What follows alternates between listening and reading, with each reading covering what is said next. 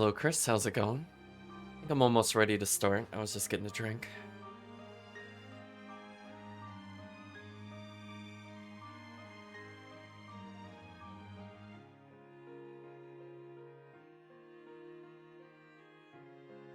So there's there's good news and there's bad news. So one, I realized that one of the people that did follow was indeed not a bot. The bad news is that almost immediately after I gave the person credit, there were two people that followed. All of them are fake accounts. So I would say, unfortunately, I don't know how to roll back to the last human person that subscribed. I'm not even sure if that's possible. I would love to delete them from the history. So if you see something like XQC, I'm just assuming it's not real. I've had like 4 of those at this point, and they're just, from what I could understand, they're either just bots just to grab people's attention, or there's some weird scam to just get views. So thanks. Thanks, bots. So every time I check my follow count, it doesn't move. So I get excited, and then I feel deeply disappointed, because I'm like, I like it when people, you know, find the content, you know, between streams. But if it's a bot that finds content between streams, it doesn't really mean anything. So anyway, we're going to switch over to the game itself. Give it a second to load.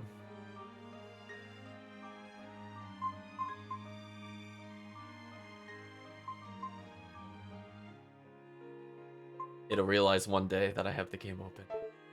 There we go. So, I would say to catch up to where we were last time, we're about to get a mission from Bloodwings. I remembered why I don't remember this part of the game, and it's because it involves, well, one, a location I don't really care about, and then 2, it follows it up with a character I don't like. So I think I mentally cut those out of my plot timeline, because I keep forgetting those characters exist. And I'm like, oh wait, we need more setup before my favorite event in the game. It's fine though. But in any case, in terms of when you last saw it, I did play a little bit. I didn't do any combat, as I said before. I just went through and did some item management. If we take a look at our characters, I just kind of marked all the armor and stuff that they're using is locked. That way I don't get rid of it. I mostly just want to make sure we have one of each item. It's just a lot of inventory cleanup. No battles or anything. It wasn't exactly a thrilling 7 minutes, so I figured I'd spare the chat. Stream is constantly freezing. Oh, hopefully it gets a little better. I mean, for me, it looks pretty smooth.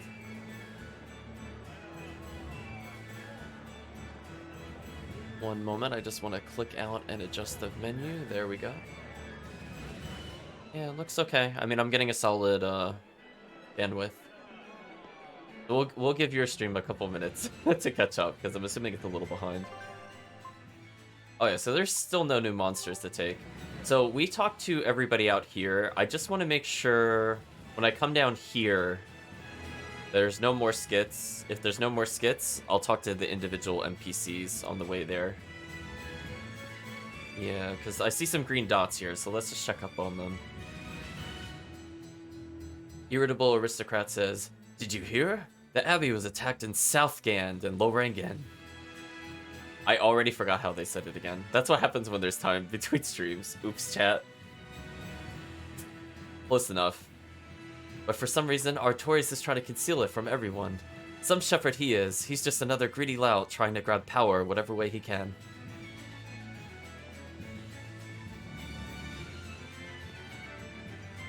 Let's see. Soldier says, everything at the villa is fine. There's nothing to be alarmed about. I was gonna say, I'm in a house by myself, so generally my internet is stable unless the ISP just dies. That's completely outside of my control. Young Aristocrat says, I swear I heard it. There was a terrible cry from the villa. It wasn't human, that's for certain. What is the Abbey doing in there? I haven't heard of any such reports. Are you sure it was just a bad dream? Excuse me, wasn't just a bad dream. Can't contain the truth forever. Let's mosey on up these stairs. We should be able to talk to 2 more people, according to the mini-map. Thank you, mini-map, for indicating people that we could chat to. It saves us a lot of time. Oh, we didn't get any new conversations with the dog. But old man says, "It's time of suffering for everyone. I have had to do my part to help ease it. We all do. I thought my heart was cold ashes, but the shepherd's words have lit a flame within me." Sure thing, old man. I think that's the dream for most people. Have their own house, don't share internet. Eventually family, but more importantly, don't share internet.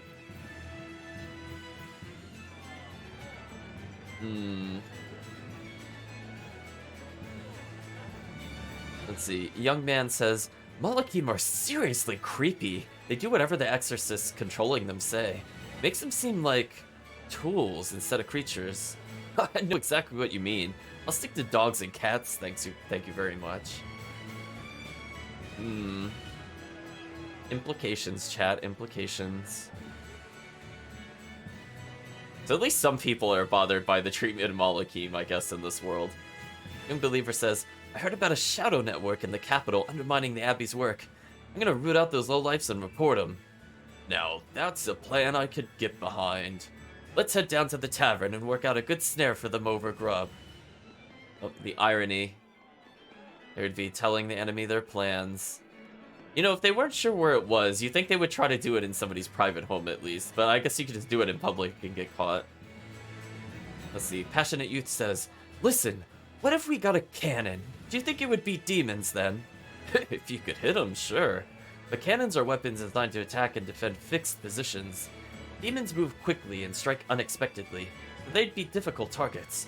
I'm afraid the exorcists are by far the better option. Tad, I just feel like they're having a conversation of like, what if, and then apparently it evolved to what if cannon. Got Aqua Ring. I don't think we need that particular piece of equipment, but we'll take it for enchant dismantling later. So I'm not going to complain because we could get materials from almost any item. Housewife says, "I can't believe there are people squabbling over authority at a time like this. It's just putting your own desires before the needs of the many." Exactly. They just turn the reins over to the shepherd, there'd be no problem. I don't know about that, informed man. Part-time maid says, "I'm looking for new band members. Let's enjoy our youth together through music." This is perfect. I've been obsessed with music lately. Great. I have a feeling we'll make some wonderful tunes together. These 3 are apparently making a band.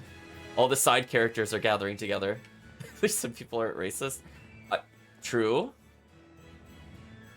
Scarf Soldier says, "Be careful, there are real guards on duty too." Well, he'll still let us into the underwater area, I suppose, if we need to go back there for items. Yeah, the main reason you would want to go back for clarity is that, again, there's unique items on most monsters, except for, I would say most of the human characters that you could fight. Because, you know, man is a monster, but he doesn't drop good items. So if you were looking for every ability, and I would recommend it on your first playthrough to get every single ability that you come across, it makes the game a lot easier. You could always just backtrack through the dungeons. And also if you go back to earlier dungeons and get things like amber equipment, those are the easiest ways to get the later crafting components. We won't really be doing that on stream, but I will acknowledge that that is a thing. Father says, "Ever since the shepherd gave his speech, our daughter has been praying every day." Yeah, I'm gonna do what Lord Artorias says. He's such a great man. He is, isn't he? Well, if I were 10 years younger.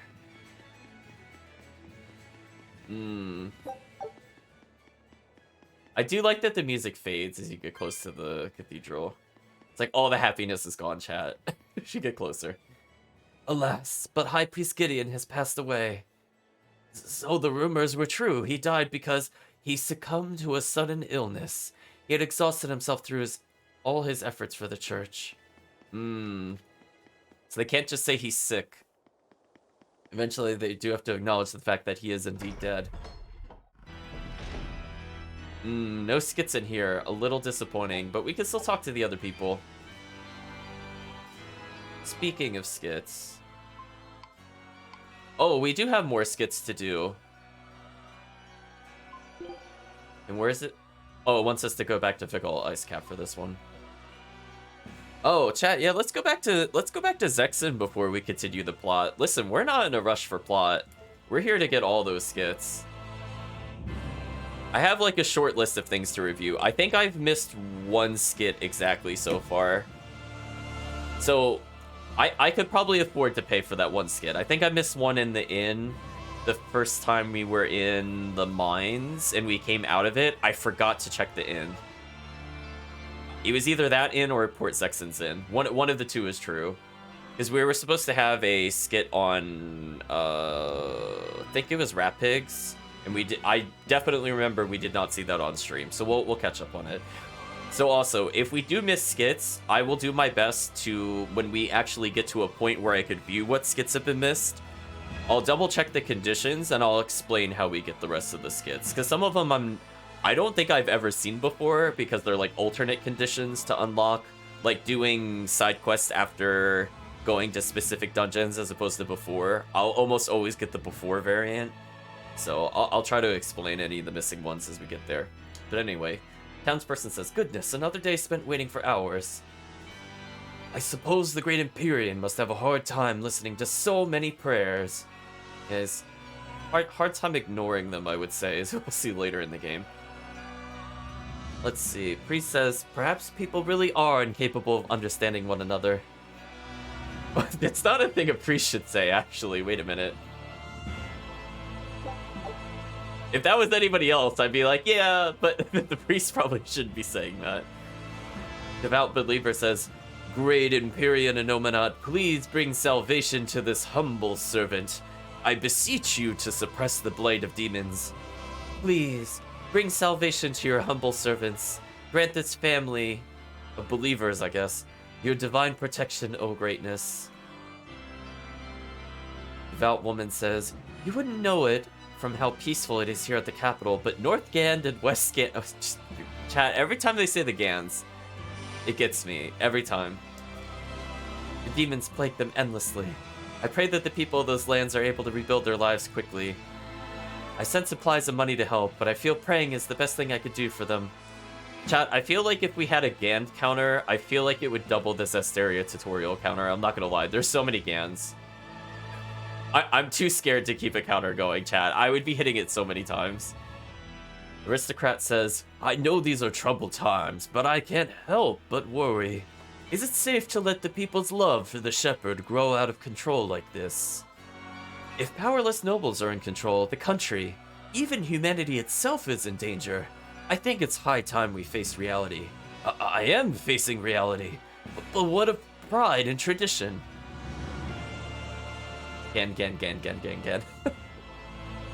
Very true, chat. Boy says, "I'm gonna pray extra hard to a Nomanot today. I'll pray for world peace and for rare exorcist cards." Chat, how dare they tease the exorcist cards and not let us play it? We play like the Tales game, but that's not the exorcist card game. It popped out, chat.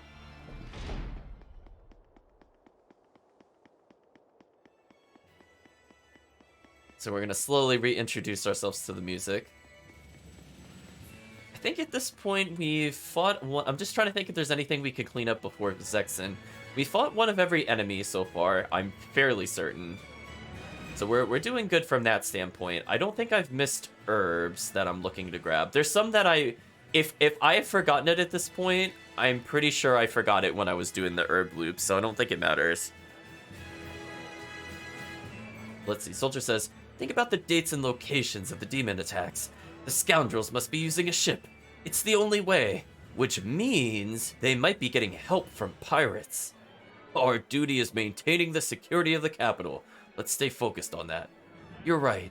I was out of line. It was pirates, chat.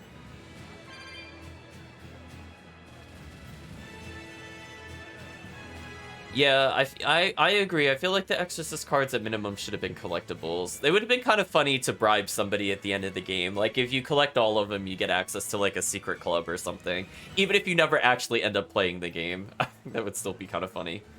So it's a little disappointing. It's just like an ongoing, I guess, gag that everybody has an Exorcist card and nobody likes the Bienfu card. Girl's mother says, I've heard the demons have ruined so many crops that soon they'll have to start rationing food. Adults will be able to suffer through it, but what about growing children? I'll be just fine. It doesn't matter if we're hungry, so as long as Mommy and I are together. We can't be selfish, right?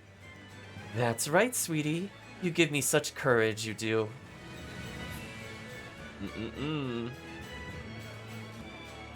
So I believe at this point we've talked to everybody, and so because we're not bound by normal constraints, why don't we just pop around to each of the towns and make sure we're not missing anything? I just want to make sure we're not missing anything, chat, because sometimes the chats reset. Speaking of which, it looks like the chats have reset, so we would have missed additional dialogue here if we'd continue with the plot. Halberman Man says, I love horses. So beautiful, so powerful, and they fight like an extension of my own will. Indeed, it may be improper to say, but they're different from simple tools like Malakim. See that, chat? We haven't missed a skit yet, I don't think. Actually,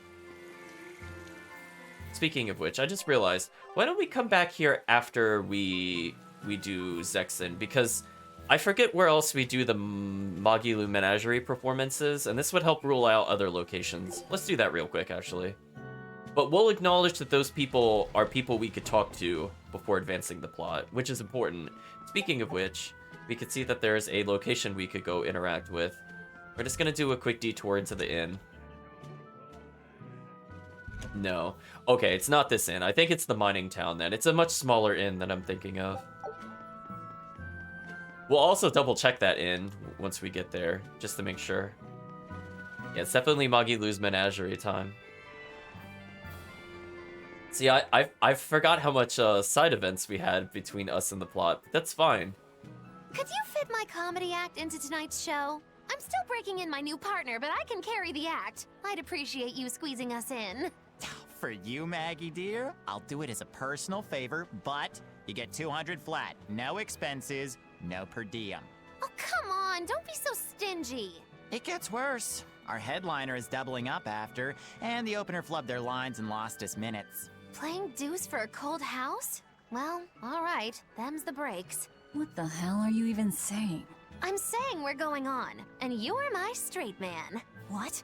You're serious? I'll take care of the actual funny bits. Just act like you always do and we'll be fine. Bonus points if you toss the men in the audience a glare of contempt every now and then. Just trust me. Oh, hold on. This is all happening so fast. I'm not sure I'm ready for... You'd better get ready, because the curtain's going up. Oh boy, chat. Hi there! We're Moggy and Val, your lovely comedians for today! Magicazam! We're still new to the comedy business, but we'll do our best to give you a memorable show. Now, I'm Moggy, the bright, beaming one in the pair, while my moody little partner here is... Hey, what's wrong, Val? Everything okay? You need to put some energy into this, or we're in trouble. Come on! If you've got one redeeming feature, it's your moxie. That might be, but this is different. I can see you're going through something right now. All right, let's take a deep breath together. Excuse us for just one moment. Velvet, what are you doing? We're losing the audience. I can't help it. I've never talked in front of such a big crowd before. Wait, don't tell me you've got stage fright? So what if I do? That's so unlike you. Just pretend that you're fighting some nasty exorcist and give it some gusto. Easy for you to say. I'm embarrassed out here. Don't be such a girl. I am a girl. That's it. Just do that, but project your voice. I can't, and I don't want to. You're a comedian, you have to. Where's your passion for your newfound art? I'm not one, and I've never had any. No, I can see it within you, deep down, the burning passion of a true artist at heart. I've had enough! I can't do this with you! Sorry, folks, show's over. Well, that did not go well. Well, you've certainly shown me something new. A comedy team that just stands on stage whispering to each other. We're going for a brand new comedic style. So, what did you think? Don't quit your day job. That's what I thought. Ah, now she plays the straight man.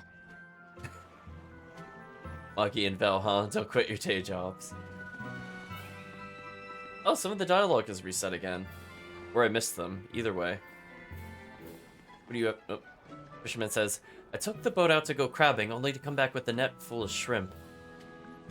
That's not a problem. They both turn red when you boil them, so they're pretty much the same. Shrimp, crab, octopus, or squid, it's all the same in your stomach. Wait, squid doesn't turn red. Yeah, but I still like it, so what's the point in quibbling? Apparently, they're all the same in your stomach, according to the little girl chat. I'm not sure how you feel about that. So let's double check. Okay, so we do have to get a bit further in the plot before we're allowed to do more Muggy Lou's menageries, which is fine. Oh. But by checking the world map, we could see which ones are technically open that we've accepted. Yeah. I don't see anything else to do here, so let's just teleport out. So, went to Zexen, we were in Logris. Go to Port Cadnix.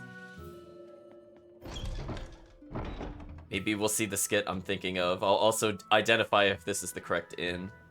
I'm pretty sure it is. Yeah, chat, we should have had a, we should have a skit involving this, unless it happens later. But I know we did not have a skit involving the bunny that's down there.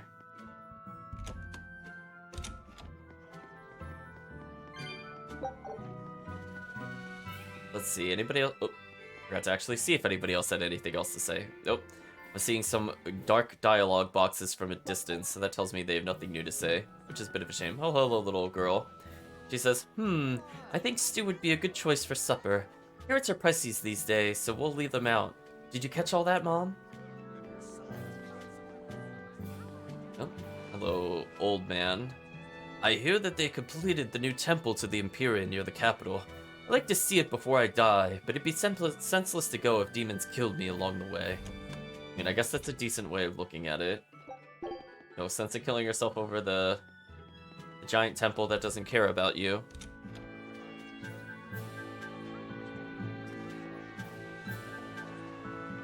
Okay, chat's talking about the seafood from earlier, so I'm looking at it.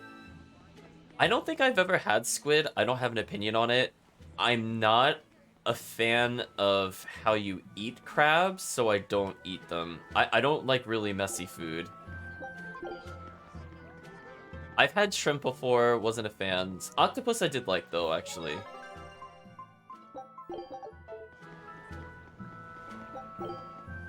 So I think we're good to go from this standpoint, so there's nothing else to really talk to.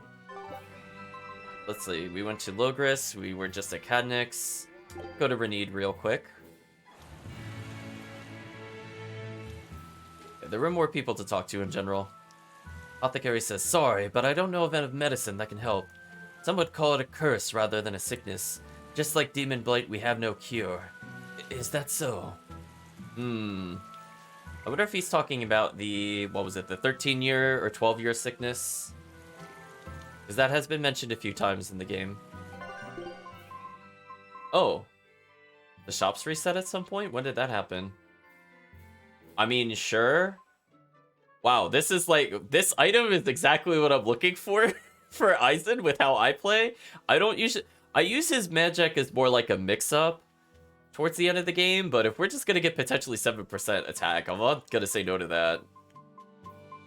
You can see I kind of weeded out my items because I only have one of most things. Oh, this is an interesting armor.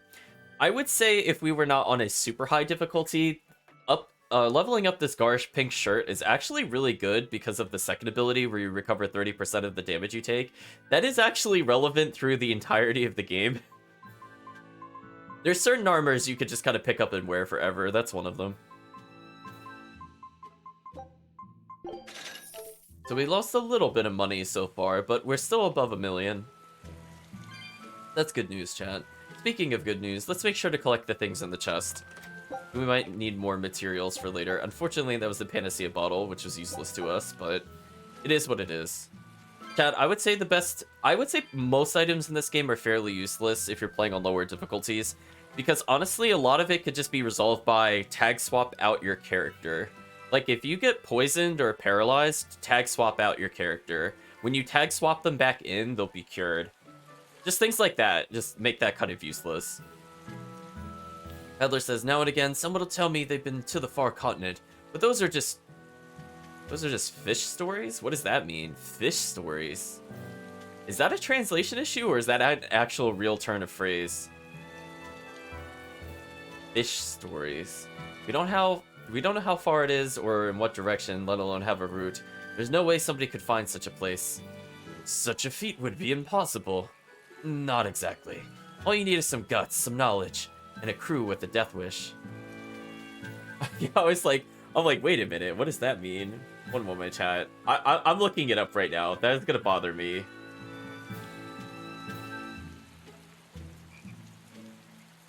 Apparently it is the thing, and by definition it makes sense. Apparently it's defined as an incredible or far-fetched story. I have never heard stories described as this. I've heard of far-fetched stories before. I'm used to hearing actual adjectives and things like that describing stories, but not that specific turn of phrase. Interesting, chat. Pioneer's son says, ugh, I need a wife so bad.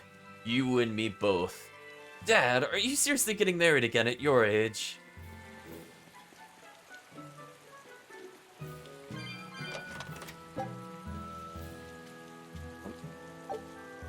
Welcome to the chat, Lewis. Hope you're doing well. We're just messing around on a new game plus of Chaos Berseria. We kept the game, I would say, in a higher overall difficulty than if you were to play through the first time. We're looking for a little more of a challenge. We kind of breezed through the original playthrough. Let's see, Villager says, you should stay away from the innkeeper's son. I'm not saying that to be mean, it's for everyone's good. So I think that's about all the dialogue kind of teasing out into the Bloodwings. I don't think I missed anybody. Oh, I should double check the port, actually. See that, chat? I could have missed another skit. This is why you gotta go back and double check sometimes. It does appear on the map, so I need to remember to do that to some of the towns each time before we plot.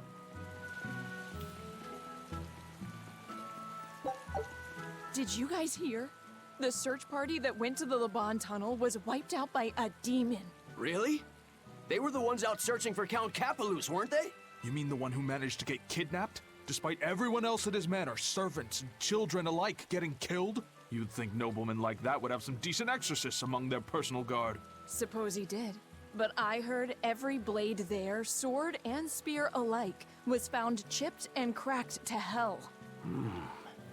What kind of demon could do that? Who are the Capeluses? They are one of the great noble lines, on par with Oscar's Dragonia family, and have served Midgand for generations. People refer to them as the royal family's hidden dagger. Unlike me, you never hear good rumors about them. They say behind the royal family's glory lies blood and tears shed at the hand of the Capelus family. But those are just rumors. Although I do know that in recent times, the Count had stood against the rise of the Abbey. I couldn't care less about the whereabouts of some noble. But we should be careful of the demon that took out all those exorcists. Yeah, it sounds like a worthy opponent. So that sounds like a side mission to do, chat. We'll keep that in mind. They said the Laban tunnels, I believe. She says, I wouldn't go to Laban tunnel. A nasty demon called the Beast of Blades wanders around there. Well, chat, we're immediately going to go to the Laban tunnel because we don't want to do plot. When we have the option between skit and plot, the answer is always skit. So, chat, I was just thinking about it. I guess I never gave it a term. I guess the fish story just means, like, heavily exaggerated. Because now I'm thinking about it, it is a common thing where people kind of make fun of fishermen for, like, holding out their hands and like, oh, I caught a fish this big. So I guess it just means really exaggerated. I guess that makes sense. I don't think I've ever given that kind of thing an actual phrase, but it makes sense. when you exaggerate how you got the catch or how big it was, that has a phrase related to it.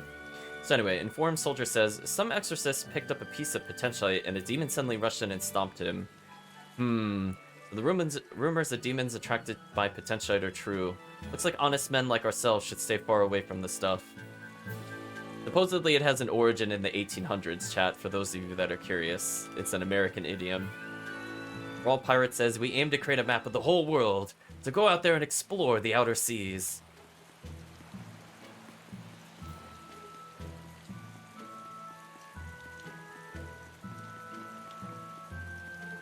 Let's see, what am I forgetting to do? Anything? I don't think so. Oh, well, this one apparently just calls it Rokuro's Blade. Okay, I don't... Sure, I mean, I would have probably said the count, but I guess we could call it that. So let me think. The quickest way to go to Laban Tunnel. It says Laban Cavern, but I'm pretty sure it's Laban Tunnel, because they just said that. We should go to Loringen. And I apologize for getting how this is said, because honestly, I don't get why it's spelled that way, because like the TH is silent. I think I might be saying it okay, chat. Feel free to correct me. It's just one of those things. I can't tell if that's like on purpose or... It's like a real location in the world, but they don't say it the way that it's actually pronounced, so it just throws me off every time I look at that. Like, the TH should not be silent, but that's fine.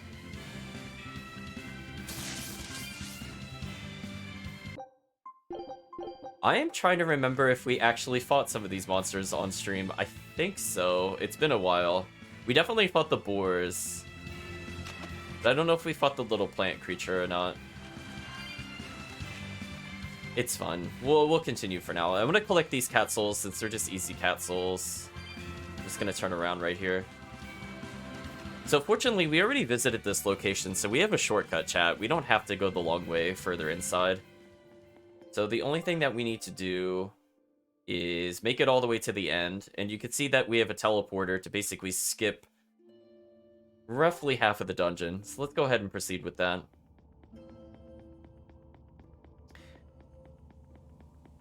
I was thinking to myself between streams, what bosses do I think are actually going to give us trouble?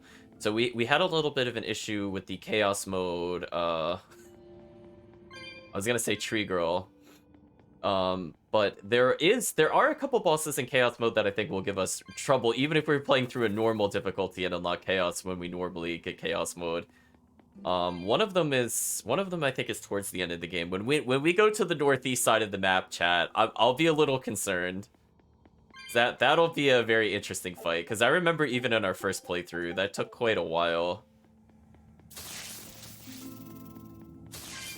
Yeah, see, the thing is like, in Chaos mode, if the character spellcasts, but they spellcast too quickly for Magilu to interrupt, you're in big trouble, which is kind of what happened there. I kind of thought her spellcasting would be slower, so I didn't think anything of it, because we had Magilu at the time.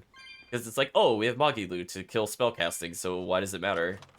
But nope, she just casts so fast that Magilu literally just cannot interrupt it unless you preempt it, which kind of sucks. So we'll go, thanks, Chaos Mode. Other than that, chat, I feel like we could do most of the story bosses without too many more issues. I'm mostly concerned about, like, the post-game dungeon on this difficulty, and also the bonus bosses, like the cameo fights. The cameo fights are gonna be monstrous, chat, on Chaos. We might have to delay them until we at least level a bit in the post-game dungeon to beat them on Chaos. So we see a nice little scorpion here, but I'm gonna collect some cat souls, because chat, you can never have enough cat souls. That's what you should learn. If your only takeaway from Berseria, if you had to just take away one thing, you need more cat souls. It's just... You might think 4,000 is a lot that we got, like, from the previous playthrough, and we don't have enough. We're gonna run out again by the end. Like, we'll be good for the cat boxes, but all the other uses for cat souls, Anyway, I kind of like the look of the scorpion, so we'll circle around him a bit more. It's got a little skull face on top of the purple glow. Oh, and his tail is a snake. That's interesting. It's kind of weird the tongue never moves, but it is what it is. Are we ready for this?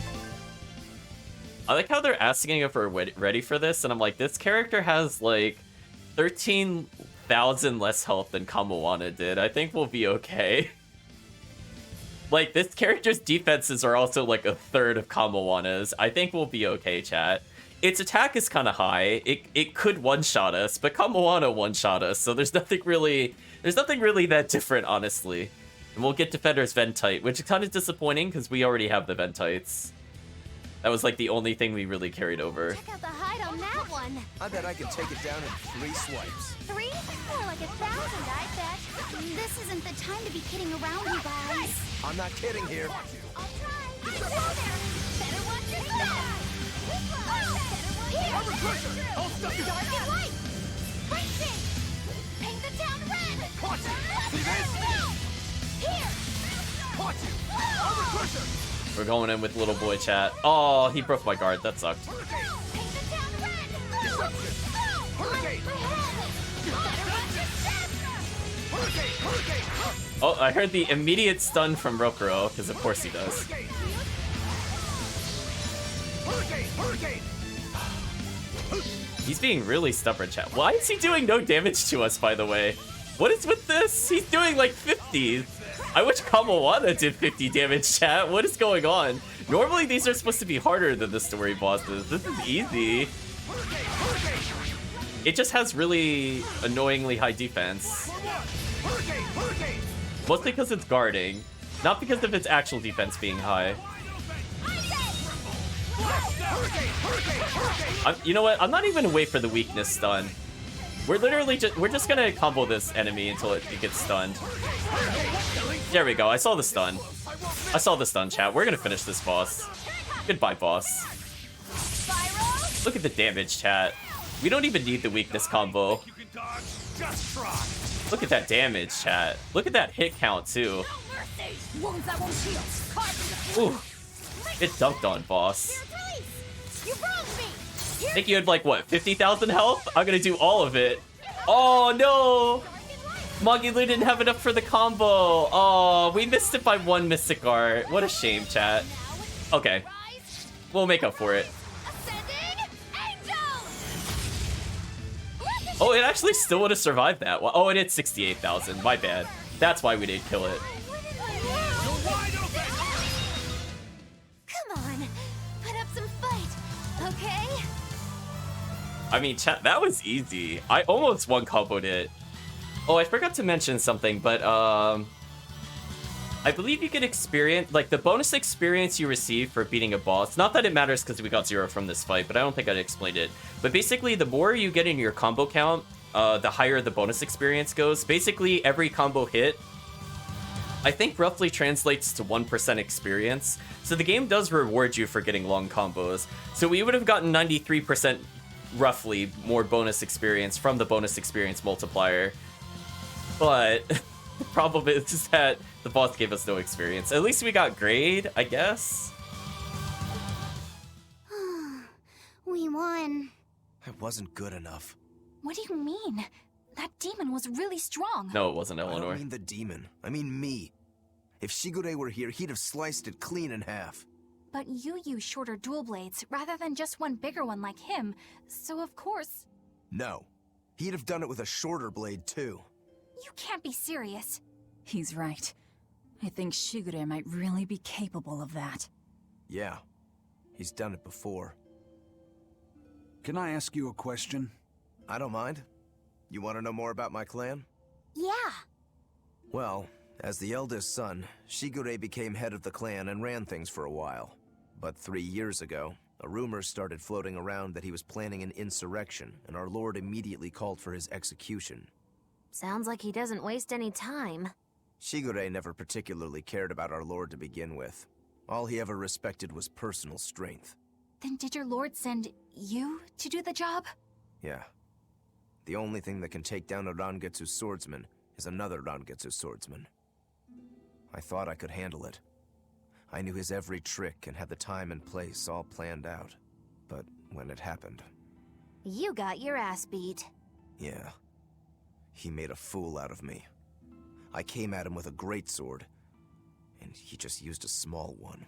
All the training I'd done, I couldn't land a hit on him. A rude awakening if there ever was one. Damn straight. I couldn't deny it. Shigure cast aside my greatsword and just laughed. Train harder, he told me. I was so frustrated by my weakness, my inexperience. So much so that I wanted to end my own life. So much so that I turned into a demon. Rokuro. In the end, Shigure escaped, and I was arrested for failing to perform my duty and sent to the prison island. And the rest, as they say? So you regret not being able to kill your brother. Huh. I know it sounds crazy, but that's just who I am. I'm not here to judge you. I'm just using you for my own purposes. As long as you fight my enemies, that's all that matters. That's the plan. That's what I do best as a demon. We ate. Expedition has returned. We almost one comboed that boss. Not that it would have made a difference.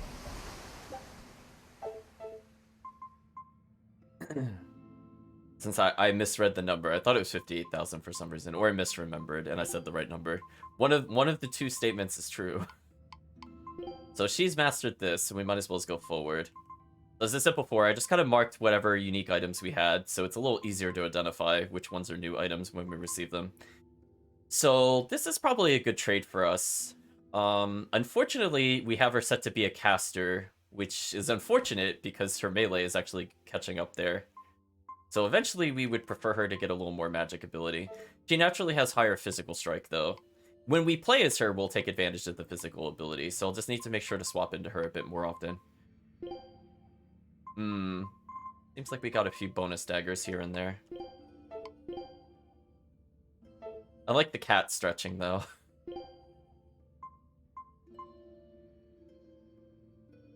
His focus is so high, I'm actually thinking this is a better choice for the long run. Not only does it give us defense, but also a decent amount of attack power. Not bad. I think it's just due to the kingly waistcoat, which is good. I definitely want Aizen to have more focus, but... Okay. I think we're still all learning new items, so that's good. That's all I wanted to confirm. So we got a little more backstory into Rokuro, which is kind of... We'll talk about it towards the end for people that haven't seen the game. I'll try not to spoil, but that cutscene does not... It introduces a lot more questions, I would say, by the end of the game, and I'll leave it by that. We'll talk about it a bit more once we get past a certain mountain, because that scene means something very different when you get later into the game. But we'll acknowledge that he was sent to fight his brother, and it did not go well. That enemy was right there, chat. I wanted to double check to see if one of the chests had reset, but they're all over us. Again, we're just trying to build up meter for everybody. Aizen's already at 3 meter. That's good. That means I can afford to get him to 4, swap into Lappy set. And now Lappy set's at 3. Good.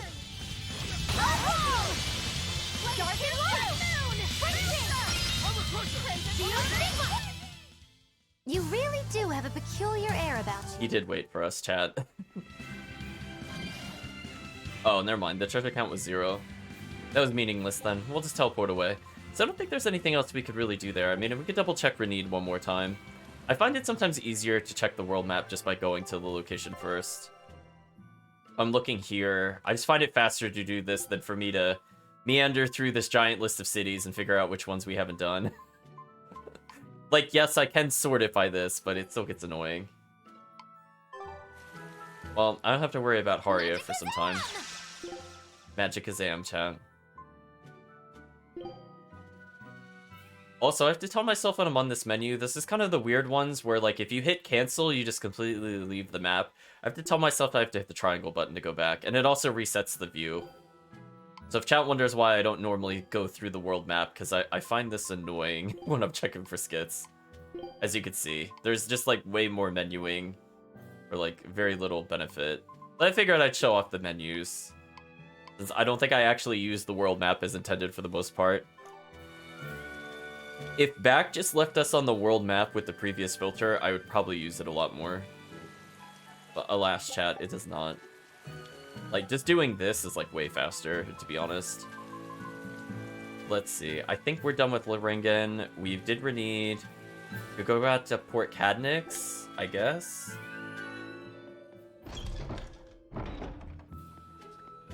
I don't think it was enough to reset things, but I could see a chest is here. So we'll take the silky paper. Oh, there are things we could buy here. Sure. We need more dismantle fodder for the future, so I'll buy it even if I don't use it. Not bad. Well, we're done with this area, so I guess we'll continue to Zexen?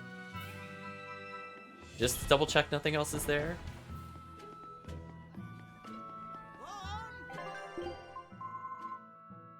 Ah, nice. You know what, chat? I realized why I was confused about the merchants, chat. Do you want to know why I was confused?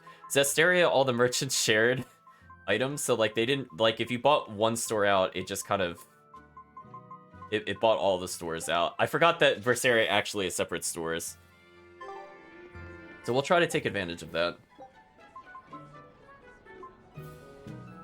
So I guess with that, there's just Logras, and we'll continue with the plot. I don't think there's anything we've missed.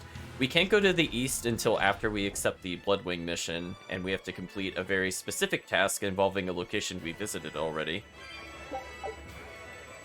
So until we get to that point, we cannot go to the east, which gives us the fast travel. And then slightly after the fast travel will be one of my favorite events in the game.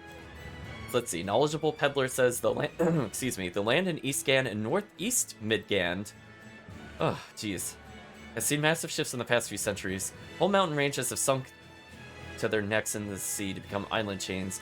Countless towns' ruins now sleep beneath the waves. Mountains could turn into islands? That's right. The Isles of Lake Haven were all once mountains. Hey, that doesn't say Gand. I don't believe you. Neat. I'd like to see them. I'd like to too, but the area is covered by a constant thunderstorm, so ships can't get close. That's why they're sometimes called the Thunder Isles.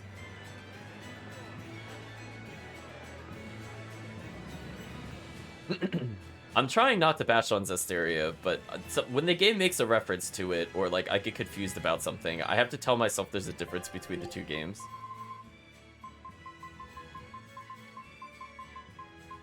Let's see. Buy all those items up. Don't think we really need anything there.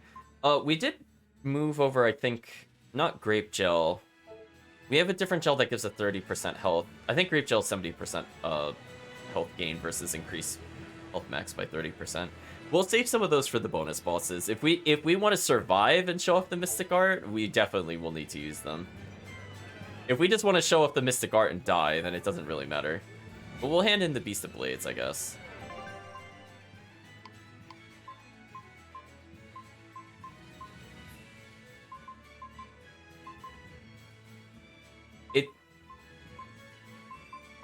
Oh, I guess it's based off a location, because it's not level-based. That's why I was looking at this. I'm like, wait, we went from 43 to 52, 48 to 54? Wait, why was the Kraken lower level than the Harpy? What? Wait, no, that doesn't make any sense either. Wait. I don't get how these creatures are level, chat. Just as pressing the defend button as an enemy Mystic Art hits will half the damage taken. The effect can be performed on each hit of the Mystic Art. I mean, if we want to survive Chaos Mode, we're going to have to remember that we could block that. That's basically what it comes down to. I don't think there's anybody else we could talk to, so let's continue with the plot. I need you to wait outside.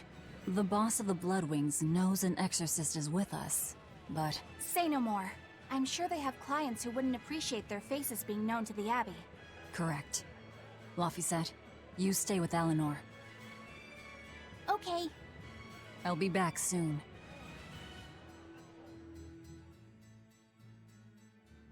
My thanks for coming all this way.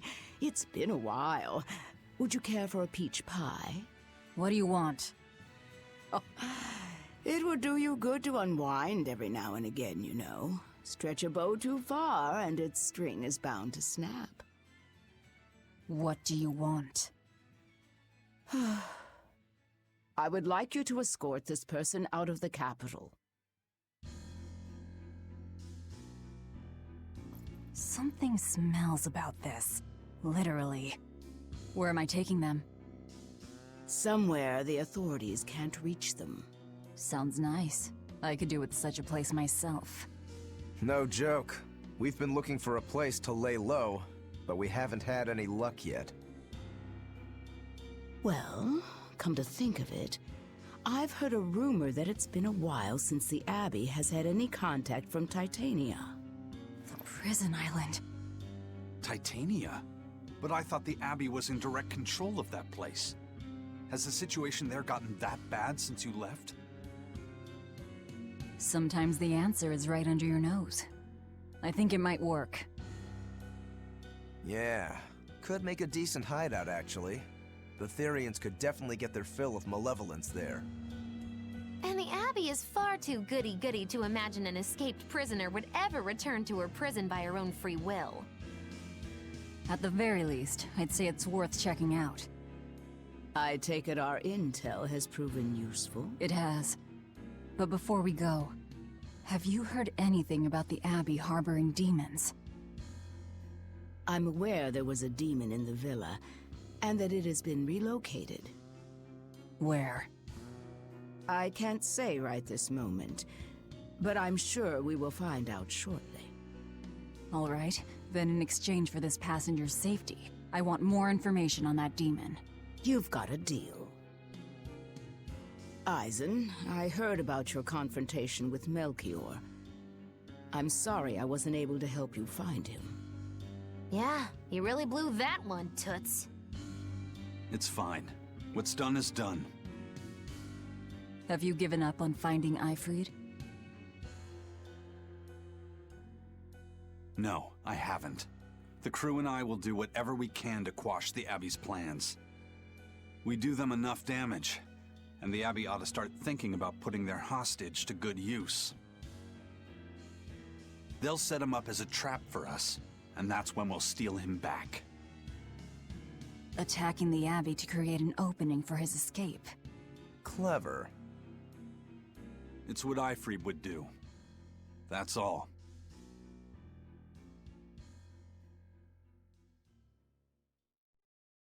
Hey Kirk, how's it going? You're just in time for the main plot. We did nothing but side stories. It's taking a while. Yeah. The Shepherd has a special mission for you. You are to protect the Malak Laphicet and bring him to the Logris Abbey headquarters.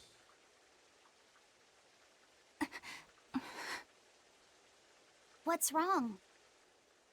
Hey, you want to take a walk around the capital for a bit? I can show you some of the sights. But, You can't trust me. I understand. No, it's not that. I promise. I'd love to go sightseeing with you, Eleanor. Laphicet. Well, we'll do it another time, okay? Why? It's just, you know, Velvet would get mad at us. Get mad about what? Ah, you're done. And who is this? A VIP entrusted to us by the head of the Bloodwings. We're stowing them away on Titania where the bad guys can't get at them. The prison island? Just who is this person? Didn't ask. What? Hey, something smells nice. Huh? Stop sniffing things. We're leaving. Don't you smell I can't that? believe you take a job without bothering to ask who you're escorting or why. The less you know, the less trouble you invite. Who is that caped man? I do not know, but his hawk seemed extraordinarily well trained. Trained to hunt, maybe? I'd imagine. It takes a great deal of time and money to train a bird like that. What is it? I smell something nice. Indeed. The scent is somehow familiar.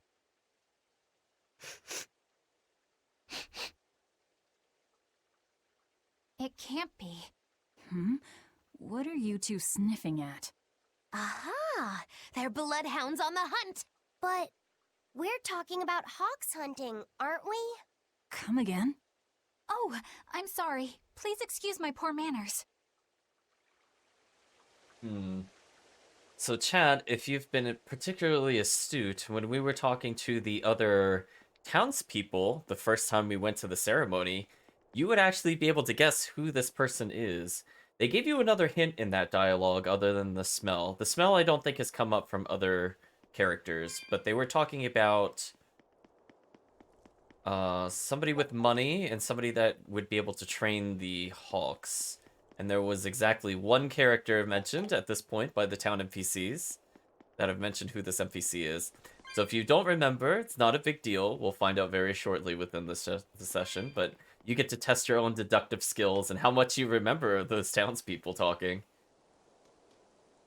Soldier says, the exorcists are late. How long is this talk with Prince Percival gonna last anyway?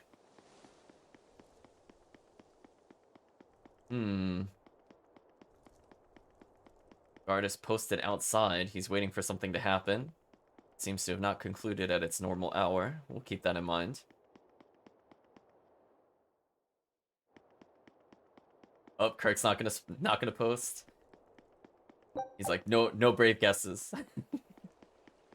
See, if Chris said it, he would spoil. But it's fine. We'll get there. We'll let things form. We'll see if Kirk is right. We'll do the honor system for Kirk. So I don't think there's anything else we could really do to interact with these people. If I check the world map, don't see any additional dialogues here. I imagine there's nothing new to say to these people. Wait, she had more dialogue. We talked. Oh, there's a crowd of people. Part-time maid says, this is it. This is really it. First Midgand, and then the whole world. We're gonna change the face of music. Well, she's putting together a band, it seems.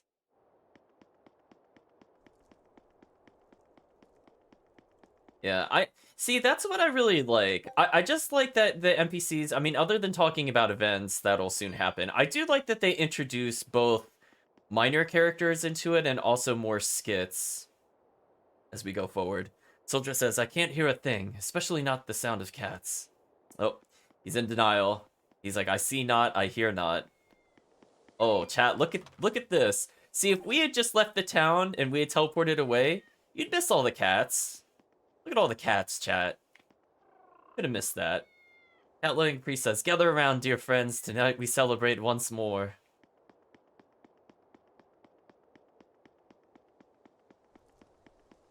Okay, and what's the reason for us not coming in here? I think I say it's... Oh, the cathedral's closed, come back tomorrow. Pretty straightforward.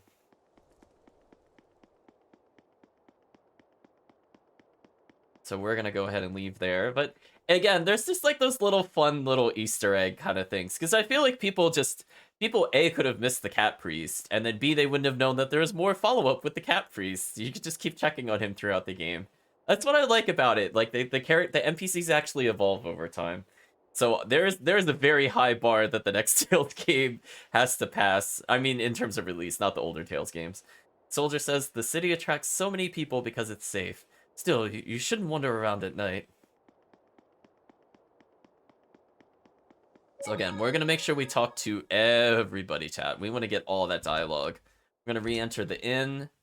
I don't think we talked to the inn maid, so we might have missed one dialogue with her, but otherwise I think we're keeping up with the story of most of the townspeople here. Inmate says, I can't bring myself to say it. I won't say it. Do you know what's in Logres stew? Well, you don't want to.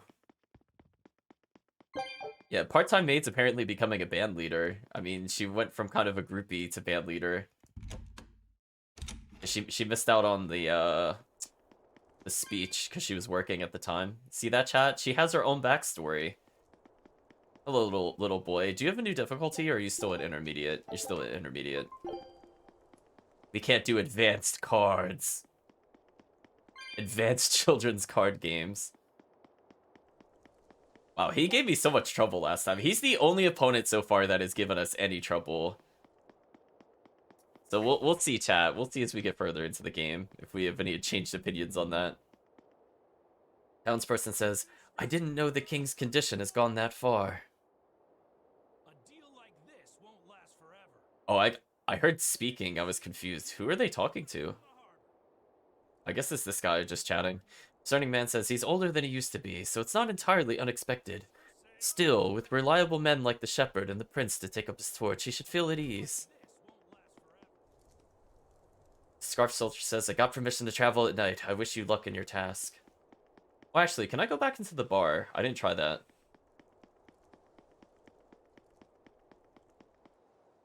I see the cat puns are in full effect. The Cathedral, that is a good one. I like that one the most. Oh, we are allowed to... Wait, we could just take Eleanor back into the bar? Can we? I don't think we should do that. But sure, we'll just bring Eleanor in here. Please, take care of the Hawkman. The information you need, it'll be delivered soon, I promise. Tavern Keeper says, all sorts of rumors involving you come in, and we spice them up before we spread them further. That'll help keep the enemy guessing.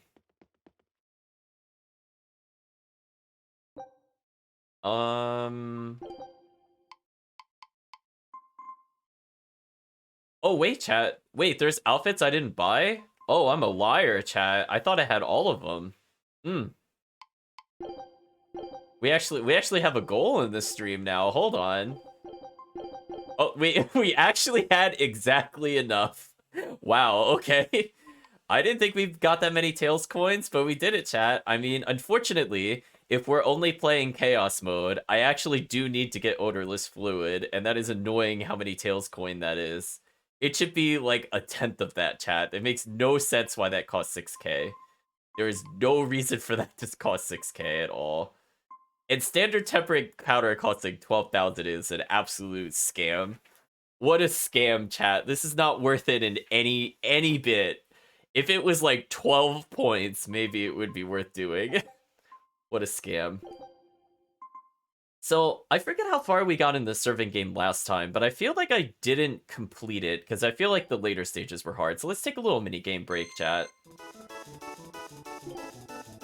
Borscht.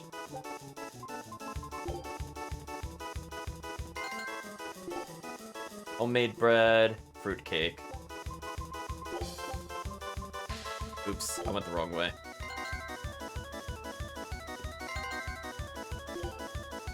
More borscht. Okay, I mean, this particular phase is not too bad. Risotto, pudding.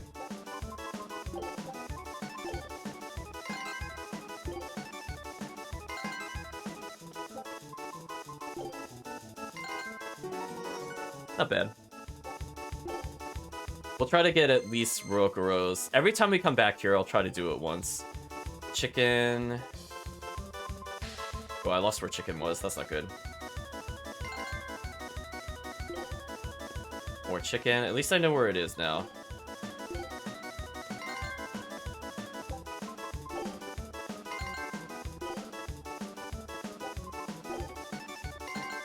I think the hard part is not the maneuvering, it's more where the things are in the menu. Oh wait, you hand them in order? Oh, I didn't know that. That sucks.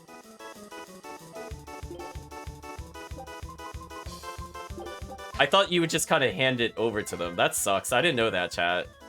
My bad. Oh, whoops. I wasn't paying attention. My bad.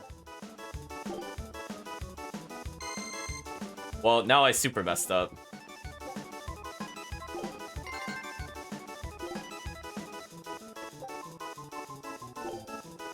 I mean, I think we could do this one. This one is not the hardest of ones to complete. It's more, I forgot you can't just hand them a different dish for whatever reason.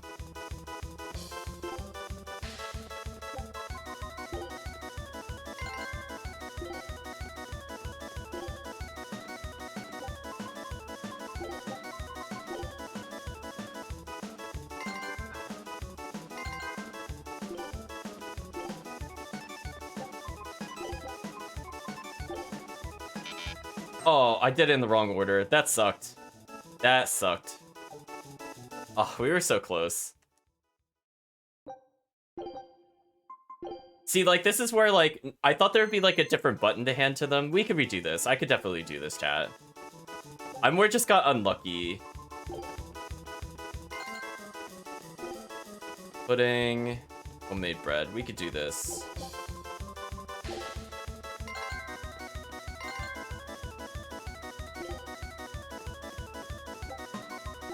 Yeah, we'll probably... I want to save the fail attempts for the last one.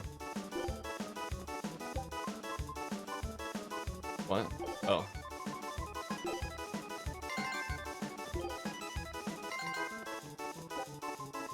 There we go.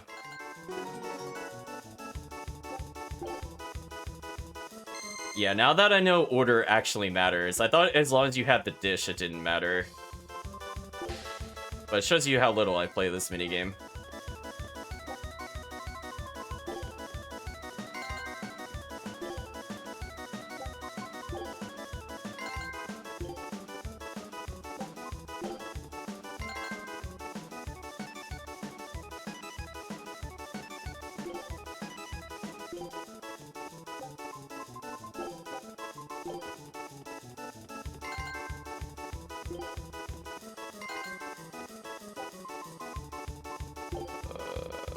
Should be okay here.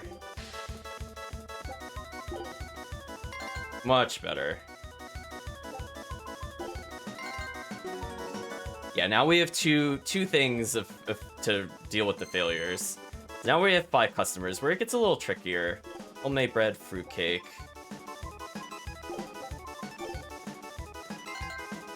I think the goal is to kind of talk to some people on the way back, so you could just kind of... You have to juggle, like, 3 orders in your head. This is going pretty well so far. Chicken, savory. Yeah, let's not get tricked. So I'm gonna talk to this guy so he doesn't get angry. He wanted fruitcake. Cheese soup, risotto. Oops. See, that'll potentially cost me. I forgot what the kid wanted. Shoot. I totally forgot. I don't know if he wanted risotto. Nope. Oh, I forgot to delete. Oops. We got lucky there. I forgot to delete. That was my bad. Alright, so I think I had Rokuro's outfit already. Since it didn't say we unlocked it. Yeah, we had it already. I think maybe I did up to Rokuro's, which is fine. We unlocked up to Rokuro's again. So I'll just remember for next time I have to delete what I'm holding. That's all.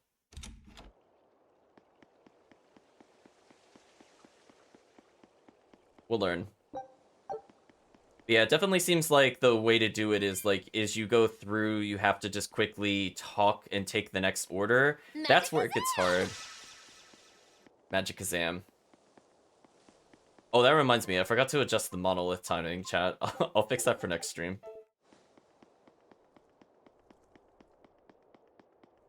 But hey, we got another outfit. I don't think I got the one after that, though. So we'll have to work towards that at some point. So let's just try leaving in general. It says there's another chest that got refilled. Is that the only one that's visible? Let's re-verify that, chat. Indeed it is. What will you give us? Probably disappointing. Life bottle would have been good if I didn't cap.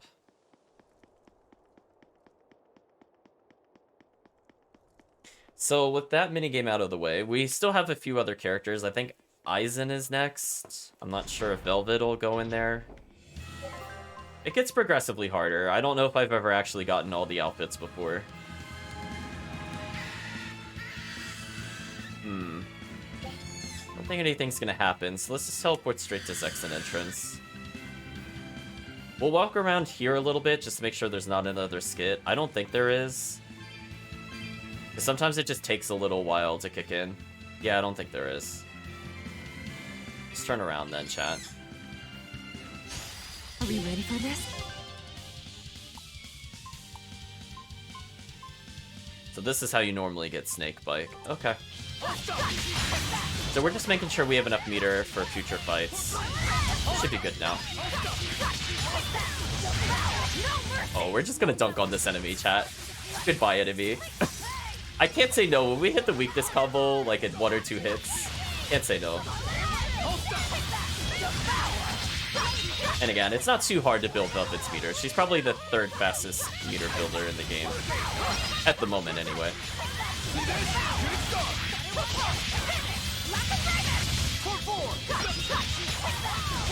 See, we're almost back at 3 meter.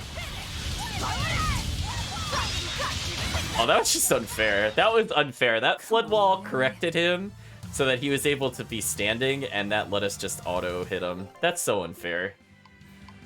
I don't agree with that. That was just mean. Okay, so are there... Oh, she's missing so many things in here. Jeez. Yeah, she's supposed to get, like, the amphibial boots.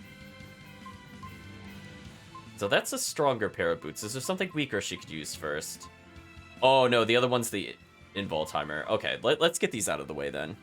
I think technically what I should do from a spellcasting perspective is this is probably her preferred item, because it gives a little bit more focus, but more importantly also adds magic. Her overall stats right now are pretty terrible, because I think she's using purely defensive items, which is not really great. But I heard that we have an expedition out of the way, so let's go ahead and clear that. And let's go ahead and cook and eat a little bit, since we've capped again for some reason. I'm finished. I'm finished. She's finished, chat. I'm finished. I think because we don't get into any combat encounters, we're not leveling up our cooking too fast. But hey, at least we're gradually filling this up. I believe I'm finished. As I mentioned before, the goal is to get everybody to 20, because that should give us all the skits in the game. So we just have to be a little more diligent with the cooking, that's all. I'm finished. I'm finished. I'm finished. I'm finished. I'm So she's almost at 20, which is kind of nice. I believe I let my... There we go. She's finished, chat. I'm going to make sure that meal count does not touch 99, because that means we are wasting cooking resources. But otherwise, we don't need to go in that menu until that point. Let's see. Oh, there's new dialogue. Finally, we have some nightlife in the city again. People feel safer with all the guards around. That's true. But if you get too wild, you could bet the Abbey won't like it one bit. I don't think we really care about what the Abbey feels. Yeah, I don't see anything we should be capping. I guess I can max out on the prickle boar stuff. I guess that's an easy meal to activate if we really just need it to trigger during a boss fight. And we don't care about cooking skill. He's playing, yet no sound emits. Skill, chat. I don't think there's anything else to do here. There should be one more skit as we get closer to the ship. And then we'll be setting sail for Titania, chat. We haven't been there since the beginning of the game.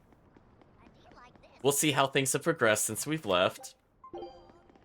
I'm sure things will be fine. Old woman says, ships used to always be coming and going here. It was a port that never slept. It's not like it used to be, but I'm glad you can hear a bit of a racket on the sea breeze at night again. He's playing the world's quietest song. I mean, he has to be. Madness, chat. It looks like no new dialogue there. We do a quick search through here. Don't see any additional dialogue there, so we're not missing out on anything. Eventually, chat, we will go ahead and cap these out. We are missing the ability to do a ton of damage, so those are best saved more towards the end of the game. So we'll play the other minigames for Tails Coins. You're gouging us just because you can. Well, if you want to pay less, maybe you should go find someone more generous. Looks like they're at it again.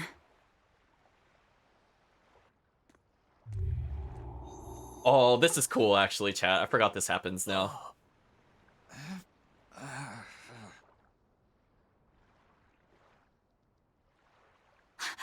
Huh? What's happening? Benwick, snap out of it! Benwick! Huh? was haggling for supplies, and... Tell you what, I'll give you a fair price. Actually, just take what you need. We should all endeavor to help contribute to the common good of humanity, rather than selfishly pursue wanton profit. What? Are you sure? No. Wait. What was I saying?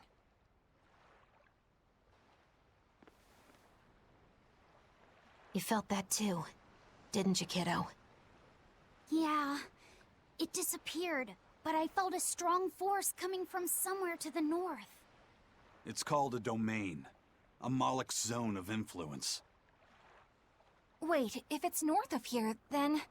The Empyrean's throne? Did that happen because of something Innominat and Artorias did? I don't know. I've got a bad feeling about this. We should get far away from here, and quickly.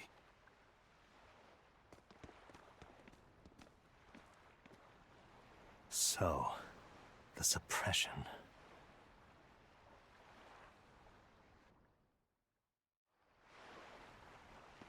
Let's talk to this guy. That was certainly off-putting. But our job with Tabitha comes first. And we need a hideout soon, too. True enough. Let's talk to the dock trader again. It says, I'm terribly sorry about what happened earlier. I don't know why I'd do something like that. Very suspicious, chat. Wonder what that was about. Seems there's new dialogue. Let's go talk to the people to see how they've been doing. So if the chat has been watching along and seeing how some of the NPC personalities are, we're going to see a little bit of a shift in some of them. Which again, I think is one of the cool things that happens in this game, where suddenly the townspeople add a whole lot of flavor to different events. Let's talk to, for example, to Ifrit's crew member. I'm sure we already know, but don't forget about our exploratory voyages. I'm certain we'll discover things that'll help you in a fight. He doesn't seem to be impacted by this. Let's talk to her. Are you alright, Grandma? You were mumbling something. Oh, what was I saying? It was... Actually, I can't remember. Hey, geezer, you alright? What nonsense are you spouting, youngin'? That's one spirited old man. Well, it's just that you suddenly got all polite on me, and you were all like, oh no, good chum, worry not about your debt to me. I thought I said stop spouting nonsense. It's not nonsense. You did say it. I heard you say it. He did, but we were all acting strangely. You said, after you, fine sir. And I said, no, I simply couldn't. You first, dear friend. There's no way in hell I would ever let you go first. Come to think of it, that's right. But he said not to worry about our debts, and now he's taking it back? That's inhuman, cruel, ruthless. They lost control of themselves, but still have their memories. Maybe something was manipulating them. What in the world happened to us? I don't get it, but what I do get is that he said we don't owe him nothing. So my debt to you is off, right, old man? Same here, same here. Shut your traps. I'd be flat broke if I let you knuckleheads off the hook. Now shut up and pay up. Something really strange happened here. Seems so. And I think this is just the beginning of it. Talk to this guy again. Listen, if you don't hurry up and pay your bill, I'll double it. Hey, that's not fair. Just you wait till the Abbey hears about this. It's got a spawn on him, that's for sure. Shop clerk? Sorry, I spaced out for a second. Think I must have been working too hard. So if you remember, chat, when we first came, not the first time, but the second time we came here via ship, those three were all arguing with each other, and they're saying that something strange has happened, that they are all polite to each other, chat. I'm sure it's nothing bad. Townsperson says, what was I doing? Am I starting to go senile? I'm wondering the same about myself. Was I saying anything strange? Oh, am I actually allowed to go back to Logris? I don't think I did that in the previous playthrough. Do they have anything new to say, chat? Let's double check. So far the answer is no. I don't know if they thought about you coming back here. Little boy always wants to play card games. Little boy is immune to any effects that might be happening to the town. The want and need is too strong. Doesn't look like any dialogue resets here. That's kind of disappointing. We'll just very briefly go in the tavern. If nothing is reset in the tavern, which would be probably the biggest indicator that something had happened, yeah, they didn't program anything. But I see there's somebody up here. Did I talk to them? I did not talk to them, so let's at least chat with them. Bloodwing Man says, I've word that Oscar, the praetor you thrashed so soundly, has been called home. Apparently, Praetor Teresa has something personal against you and is investigating you on her own. That is actually extremely plot relevant. I'm glad we went there, because it's important to know that people are being shifted around. So thank you, Bloodwing Man. That'll actually come up in a very... I'm not going to say immediate cutscene, but pretty soon. Possibly this session.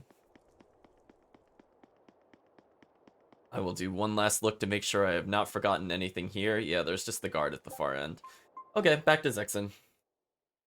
So chat, we're still charged with taking this quote-unquote unknown man to the prison island of Titania, where apparently the Abbey has lost all communication with them.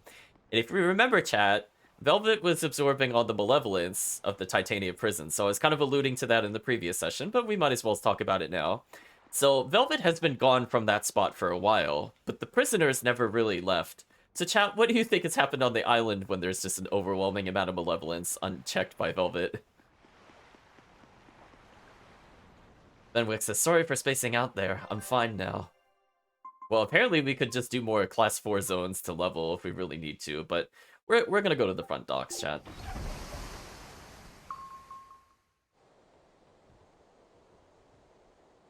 All right, we're safely on the rolling waves. Don't you think it's time you showed us your face, Mystery Monk? You're right. My apologies. I knew it! Prince Percival! Percival Ilmid Asgard, crowned prince and heir to the throne of the Midgand Kingdom. So he's next in line, is he? It looks like someone already had me figured out. Yes, Your Highness. I could tell from your fragrant wood scent, as only the royal family may wear it. But if I may ask, why?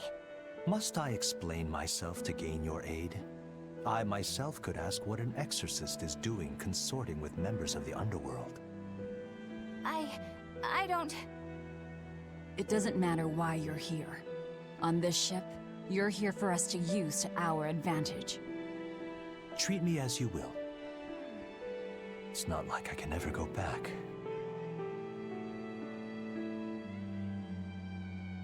For a fellow born with silver spoons spewing out of his mouth, Princey Pooh's rather laid back. Prince Percival is an upstanding man, renowned for both his intelligence and his fair, just demeanor.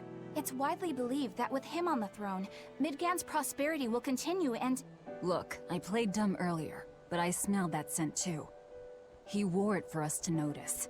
He wanted us to know just what sort of position he held, and how useful he could be to us. He surprised me, at least. Do you think we're being led into another trap?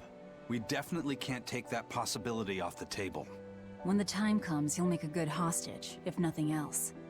Not if the ones we face are after his life too. For now, let's just make sure we keep an eye on him. The prince. He said he couldn't go back. I wonder why. So I believe the word Kirk is looking for is Aetherian. So if you remember, there's a Aetherian that they say moved out of the cathedral. So that has not been addressed. Oh my gosh, Kuragane.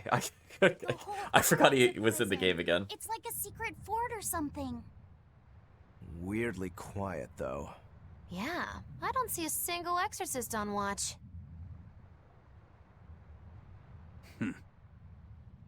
Let's scope out the inside.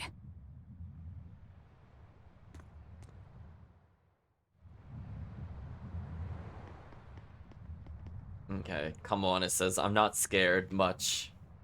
Dial, who never grows his tail back, says, this place is just plain eerie. It's giving me goosebumps. Gecko bumps? It's got a question about his species again. Hello, Grimoire, what do you have to say? My, this is most ominous. What will happen here, I wonder? Hello, Benwick. Whoa, that island looks none too inviting. I'll be sure we're ready to sail at a moment's notice. Stay safe while you look around. Oh, somebody tried posting. I am assuming it is a bot. And if they're not a bot, they can always ask for permission. Let's see, Kurogane says, it's all been carved out of the bedrock. Looks more like a fortress than a prison to me. In any case, it was a heck of a lot of work. Percival says, this is part of the plan.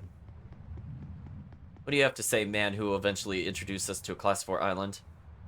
There's nothing unusual at the docks. Looks like they'd already been abandoned for a while before we came along.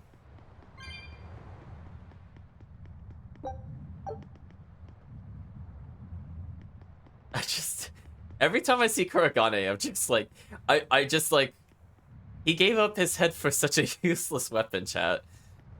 I feel like that needs to be a term we just bring up in other playthroughs we do. Like, we're like, when we get an item, we're like, please don't let it be the Kurogane daggers of this playthrough. Just every time, chat, every time. An exorcist. Are you all right? Headless Knight's back. She's dead. The Headless Knight is back? Whoa!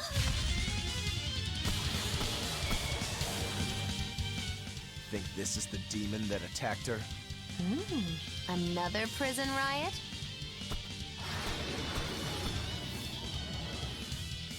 Kurogane, Dial. You two protect Kamoana and the prince. Understood. You're not playable characters. Get out of here. Well, this is an enemy we could just fight in the overworld. I'm not really threatened by this. It could call in more reinforcements, but it's just a normal enemy. Stupid monkey, you're giving me a headache. Stay sharp! This one must have survived the riot! You're wide open! Bird! Hurricane! You're wide open! Bird! Ready to die? Think you can dodge? Just try! Perfect mayhem! Killing flash! But I'm this close! I won't miss! Form zero! Thunder! Anyway, the enemy's dead. Be proud. You made me unleash my full power. Oh, we got reduced damage from wind type. That'll help us in the future. Spells hurt, chat. Did the Abbey actually fail to quell the riot? I find that hard to believe. The prison was heavily staffed with exorcists. Perhaps it was venomization. Venomization? A dark ritual, forcing demons to eat each other in order to produce ever stronger demons. So the demons devoured each other, creating a demon too powerful for the exorcists to control? I imagine the riot didn't help. Now whose fault could that have been, I wonder? Whatever happened doesn't matter to us now. We need to focus on how to take this place for ourselves. That exorcist from before said something about a headless knight, right? That one's probably the leader. Then we hunt it down and destroy it. Until we capture the island, let's use this room for our staging ground. I'll leave the prince and Kamoana to you two. Eliminate any enemies who come in. Understood. Don't expect much from me, but all right. Kamoana, if anything happens, call for me and I'll come running to protect you, okay? Okay, you stay safe too, Eleanor. Let's go.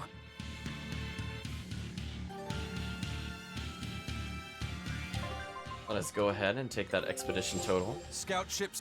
Catching up on the chat. Yes, the Headless Knight is Kurogane. They knew. I mean, Velvet's pretty much just like, get out of our way. I don't really, really blame her. Let's see. We mastered the Wind Ring, so we can move on to Fire. Which gives us slightly better stats, but worse focus, which isn't great. But she is spellcasting, so we'll take any point of damage she could get, I suppose.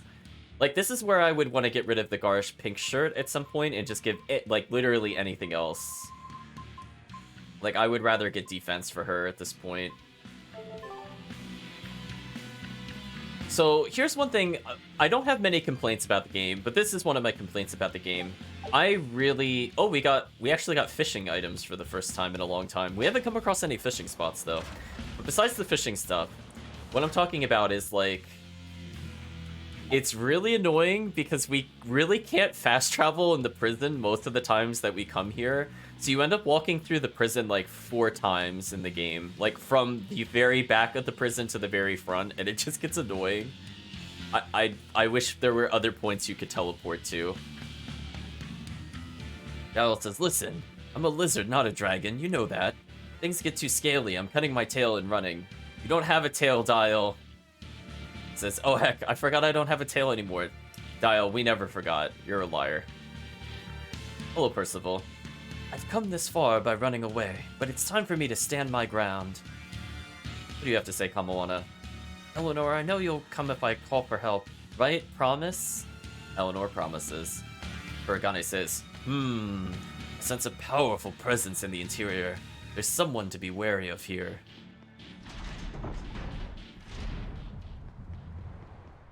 I mean, technically Kamawana is like the most powerful being here because it took our whole party like combined to defeat Kamawana. So like she should be able to beat everything here, chat. Like my levels are irrelevant. Now I'm trying to remember. There is a skid up ahead, which is good. Do I want to go to the outer path first though? I don't remember. I guess we could double check the outer path while we're here. I have mostly memorized the map, I just don't know where the skids are. I've had to walk this area too many times, chat. It's like, Well, we'll check the outer area, I suppose. Oh, there is an enemy here. Hello there.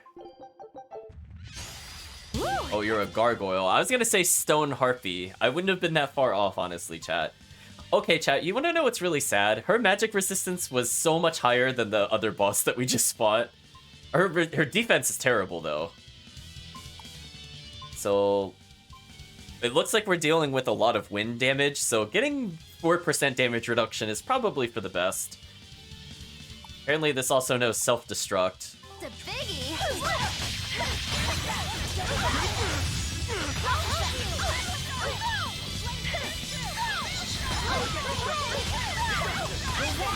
Hold on, chat. They were wide open. I gotta let them know.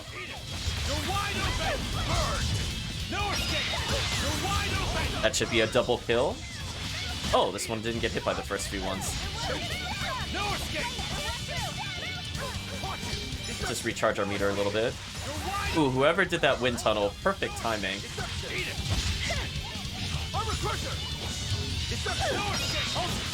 There we go. Got the stun, gonna nuke him. Okay, I'm just gonna Mystic Art because we'll get a lot of souls back for getting this kill. And just using a Mystic Art in general. So now I'm back at 4, which is excellent. And we'll just rebuild a little bit of meter. That should be okay. As I said before, as long as they have at least 1 meter, we should be fine. And Aizen's getting so much meter at the moment due to all of his bonuses. Oh, somebody else got the stun, so I couldn't wide open him again. That's a shame. Oh, Eleanor got the kill. Wow, she got a lot of experience from that. Hey, more % damage reduction. That should help us. Unfortunately, we did not get any items, which is a shame. Speaking of which, she can now get the damage reduction from wind, so that would be extremely useful for us, because a lot of things here are doing wind damage. So we are kind of far behind when it comes to, I would say, our elemental resistances, so spells are still going to be our weakness. So I'm going to avoid the head of the other creature. We'll fight the Flame Witch, though. She's new. It would be nice if we get Crimson Veil, but we'll see if it happens. So one thing, chat, is if you miss fighting these enemies, they should show up in a later dungeon, by the way, because once we take over this place, the enemies will no longer spawn. So don't worry about missing items. I'm pretty sure all of them come back in a specific dungeon, which I will not name. And also, if you fight the individual type dungeon or type arenas, I believe they also spawn in there. So you have 2 different ways to get these items, in case you missed them. We're probably going to miss them, because I'm not going to grind these enemies. To be extremely wary.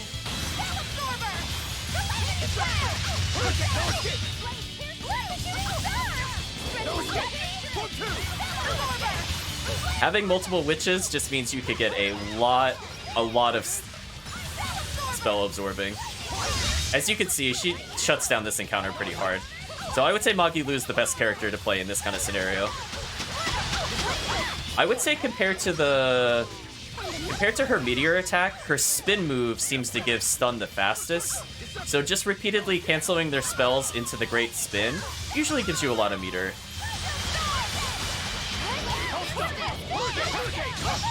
Oh, I missed with the hits. Looks like no one is injured. How did she get the kill again? She got Burning Moon off of that, though. And we did not get any of the items we were looking for. What a shame, chat. What an absolute shame. Well, we might as well decrease burning capability. It lowers his armor, which is not the end of the world. Again, I usually don't super care about his stats. But she got a new move. What it was Burning Moon? Remind me. Steps to the right while assaulting the enemy with a Scorching Spear. I'm not sure why I haven't used this move. I don't think there's any issues with it. And it's a fire move. So that makes her melee a bit more variable. So we might as well incorporate it somewhere. Let's see. I don't really need to go for paralysis here. Let's make both of these Burning Moons so I can see what this looks like. That way we have Burning and Paralysis as their 3rd hit. I mean, it's kind of easy to apply Burn with Flame Beast. Maybe that's why I didn't use it as much. But it doesn't look like a bad move. We're just gonna check how it performs, that's all, in terms of like hitboxes, things of that nature. It's always good to have multiple elements in your combo.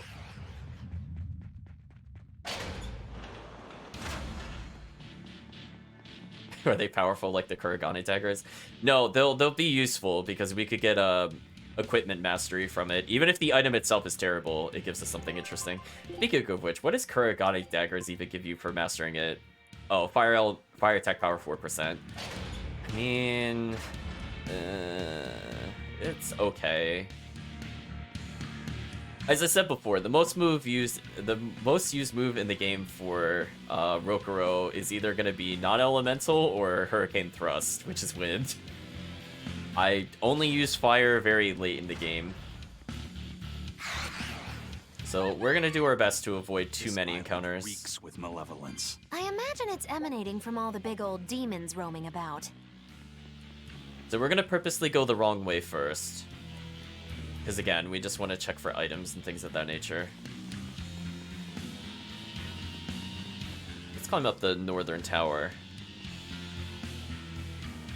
Grab all those souls since we're here. Teague Ward. Okay, I mean, we'll take an item. Whenever it just gives us money, that's a waste of our time. That just makes me sad when that happens, chat. So otherwise, we're not doing too bad. I could technically try to get the Crimson Veil. I think it gives us something interesting, but it's not, like, game-changing. It's not like Featherlight Steps, where, like, if you don't get it, you're just making the game much harder on you. I don't think Crimson Veil's that intense. Ooh, chat, look! Hey, it's you again. I'm so busy! I'm so busy I can't even notice what's going on around me! You're not fooling anybody. Why bother? I was hoping to not have to deal with yous guys. Whenever I run into yous, I always lose so much monies. Because Velvet always forces unreasonable demands on you? Oh, Miss Exorcist! Your concern warms my little turtle's heart. I'm not forcing anything. I just think he's trying to take advantage of us by fixing his prices well above market rate. Price fixing? As in deliberately marking up items so as to take advantage of the less fortunate? I was under the impression that the Abbey strictly forbade such unscrupulous business tactics. Ah! Perish the thought, Miss. Our accounting is always above board. 25 hours a day, 8 days a week. No matter when's and no matter where's, you can get whatever you needs for the same fair price. That's good to hear. Eleanor, give the nice turtles that smile he so desires. I'm sure running a business is hard work. Hang in there. Much obliged.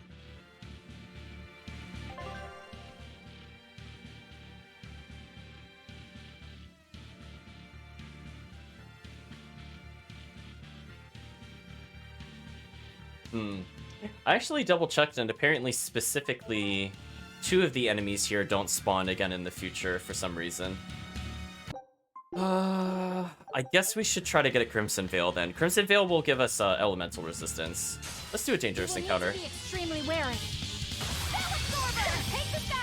Wait, why didn't she spell absorb?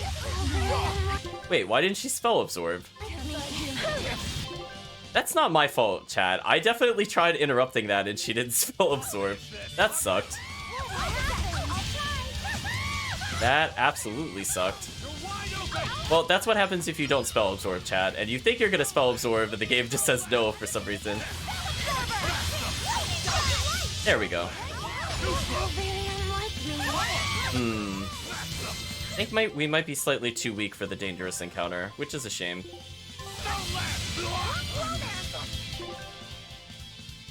Actually, let's just die. Let's just die. It's not worth it. It's fine. I just did a quick save. So I want to try to get the Crimson Veil only because that's fire resistance. Woo, it's a biggie. There we go.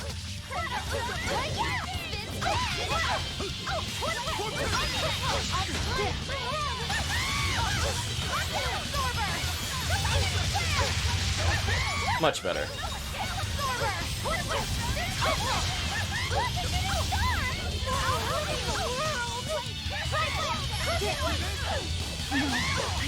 Oh, they killed Velvet again. That's unfortunate.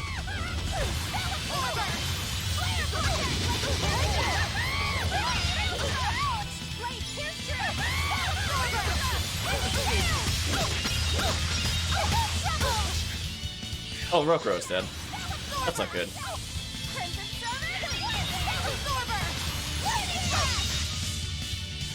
We'll take their souls in the meantime, though, chat. It's fine.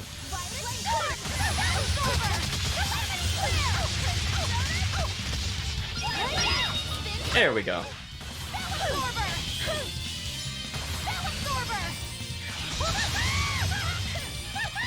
What? Why didn't she spell absorb any of that? What's going on with that? Chat, that's not my fault. Like, she just literally didn't spell absorb again. What's going on?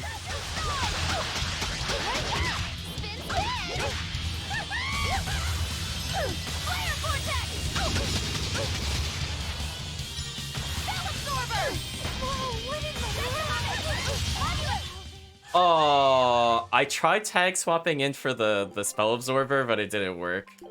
I think she did her tag swap passive and not the actual one. Fine, I'll do a normal fight. Silly game.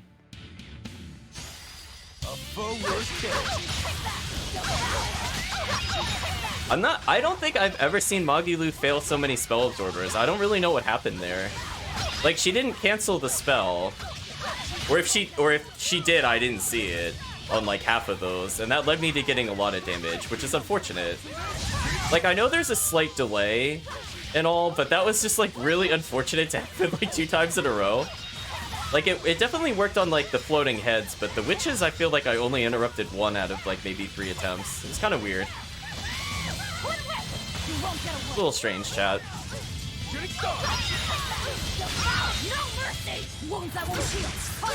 Again, I want to try killing with Mystic Art to try to influence the odds of getting the item. There we go. Hopefully we get the item from this character. So the Gargoyle definitely shows up again, but also the floating head I think does not give us its item. I think for the sake of completion, I will actually try to get this item. Fight is over. We learned Mirage. We did not get what I was looking for. That's unfortunate. Mirage. I think that skill was okay. Yeah, there we go. See, this is another key thing, is that Aizen doesn't have a lot of ways to apply elements on his fists. Like, and by elements, I mean, like he only has poison right now. I want to do, like, elemental burn. So Mirage is actually pretty good. So normally what I do when I get Mirage is I just take a look at any of his other ones. Like, I don't really need this many stuns, for example. I don't really need 11th hour. So if I'm looking for more skill usage, I usually make both of these Mirage. So it'll kind of make him do like a double strike. We still have a little bit of a stun here. I think I'll switch these out with 11th hour, I think. That should be okay. Something like that, chat, should be good. The bottom row, I eventually will just get rid of. I'm not using the Lance spell at all, pretty much.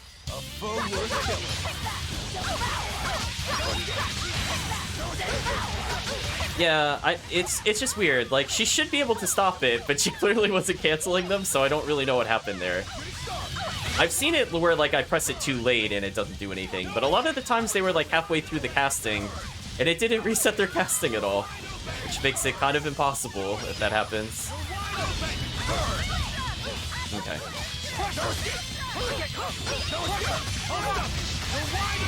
There we go. I tried tag swapping to dodge the damage. I was slightly too slow. But it's fun. We'll make up for it.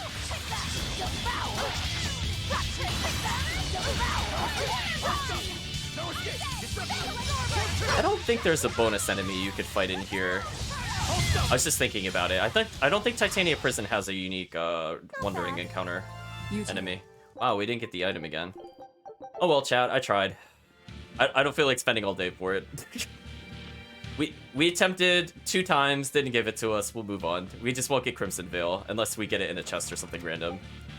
Yeah, that's not useful. What a shame, chat. And I forget what the other item is. I think it might be a bag. So we're gonna check out these areas before we go further down. Because if you remember, there were a lot of prisoners in the side areas when we first came into here. But if we come back now, it's looking a little empty. Ooh. Lots of encounters to try to dodge. There's a chest to take, I suppose. Oh, just a life bottle. That's disappointing.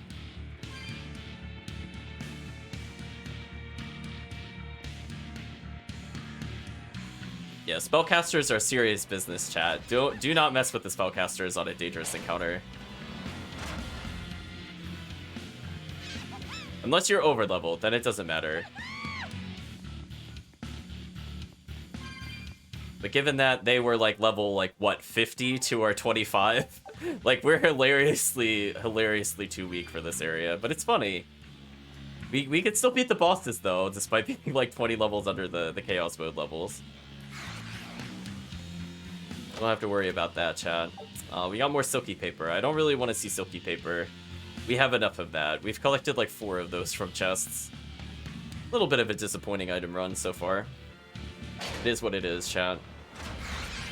So yeah, so that spirit head plus that witch do not show up again later. The other enemies do, which is kind of annoying that is the case. Wait, did I go into this one? I did not. Oh, I missed the herbs here. Oops. I hope that doesn't mess me up later, because I needed to take that earlier when we were first here. So that's not great. Oh, I was trying to think of melon gel. That's what the gel I was trying to think of earlier. We'll need fishing stuff if I want to show off the minigame, but honestly, I don't really feel... The fishing minigame is just lame, chat. I'm just gonna spoil it for you. It's just not really fun. I will acknowledge that I have the bait for it, but it's just not worth our time, really. We already have the crown, which is one of the things we could get from it. So we'll literally do it just to get, like, a skit, I think.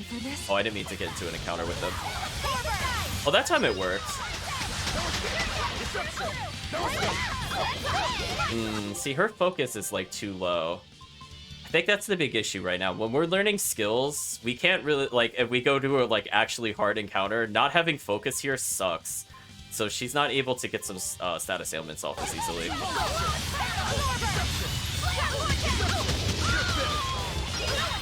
Okay, there we go. We got the stun at least.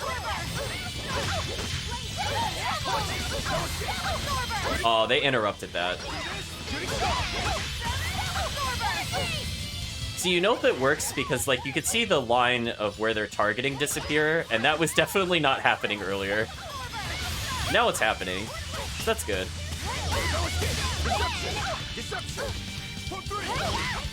Oh, somebody else got the stun. That sucks. I'm gonna swap out. Oh, I'm getting juggled by Crown Fire, but it's okay. It doesn't do 1,000 damage anymore, so we're good. We could beat the casual encounters. The dangerous encounters, I was amazing, wasn't I? we got combo artist leveled. And we did not get a single item of worth. How's our blast gauge looking, by the way? Oh, pretty good. Only Laphicet doesn't have it. Let's just make sure Laphicet has it for the final area. Oh, that time it worked again. I guess it's just gonna work as intended, chat. They're just not gonna constantly have another spell up as I absorb it.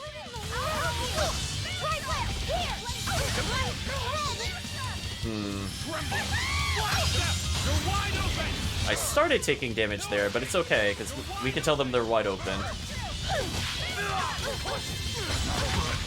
I was trying to tag swap to dodge that damage, and I was too slow.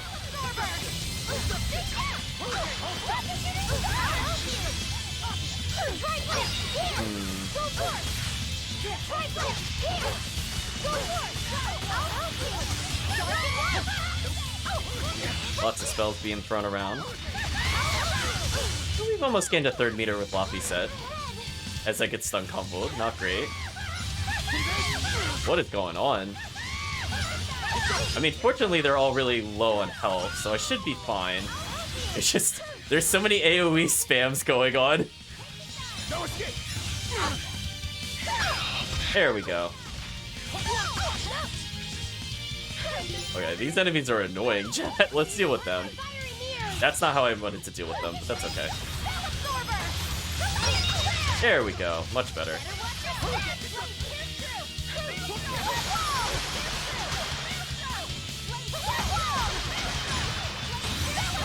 Okay, let's make sure we get a little more blast gauge. Much better. There we go. Laphicet should be set now. Excellent. Because he'll definitely gain the 3rd meter with this much setup. Wow, we're getting so many hits on that enemy. I thought we were done for. That's how you know we're underleveled, when we do 89 hits, and that's like how much we just needed generally to kill that enemy. Silliness, chat. Well, we got more garments, and we got none of the ones we were looking for. What a disappointment, chat. Okay, I no longer have to use this, which I really don't want to use as Velvet. Can I get a more damaging one?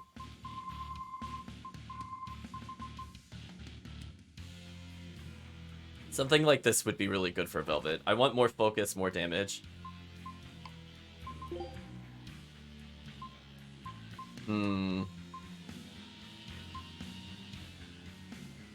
I'll switch items with Aizen, so that way I can get... Oh, we gave him focus. That's kind of unfortunate.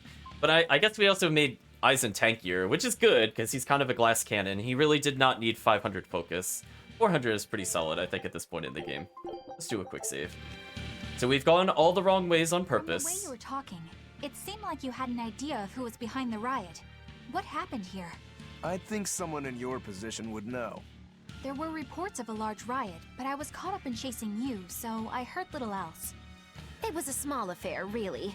Velvet, Rokuro, and I were being held on this island. Velvet instigated the other prisoners to riot so that we could escape. She used the prisoners? Yeah.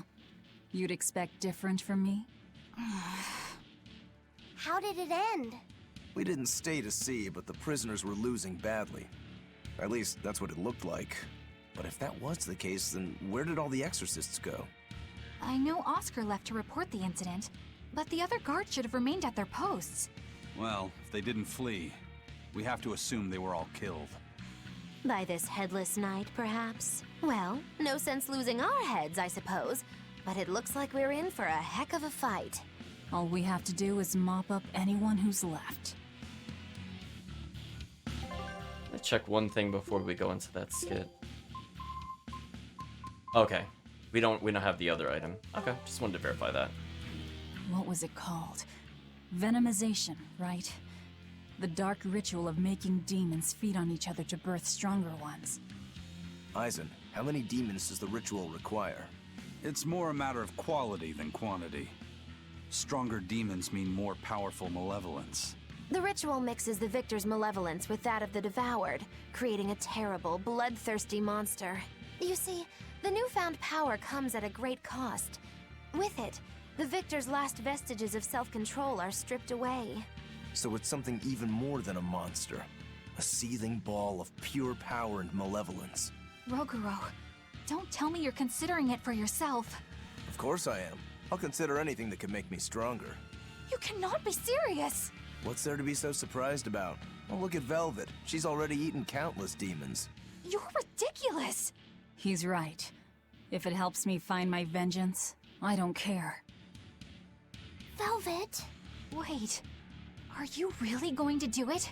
Relax, it's not gonna happen. Becoming a monster wouldn't bother me. But when I defeat my rival, I have to be myself for it to mean anything. It's the same for Velvet. It is? Besides, if I kill a previous victor of the ritual, I'll have proved myself strong enough not to need the extra power. You're ridiculous. Well, they just casually talk about just using venomization to get stronger. Or expedition returned. What great timing. How are we doing in the food? Oh, we're still at a paltry 66 meals. That's amazing. I love it, Chad. Expedition will just keep us stocked up. It's not at 90, so I don't have to take care of it again. So we're gonna go to the back room. I actually really did not want to get an encounter here, but it is what it is, chat.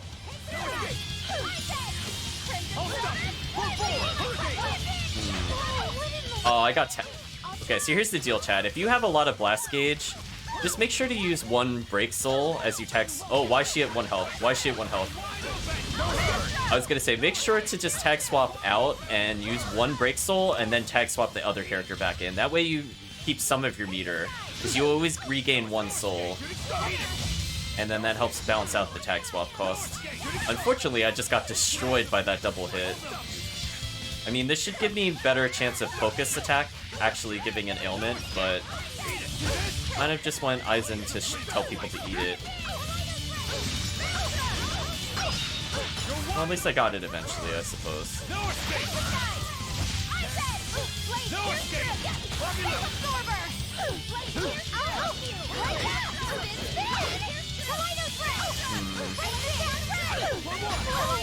Oh, I just got hit there. That was just kind of unfortunate. I got greedy with that. I shouldn't have tried using a spell.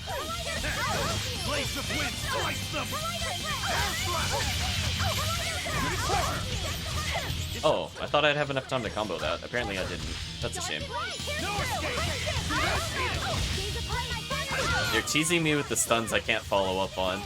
Oh, Aizen, I can't wait till you get an ability that gives you more souls. I'm gonna be abusing that much later on. That was tougher than I would have liked. Ooh, Voidmire, I think, is one of the better spells that Laphicet can get. And the reason I want to draw your attention to this is that it has 2 of the most common weaknesses in the game on one ability. It's physical and earth. Not only that, chat, not only is it great at stun locking enemies, it steals their defense.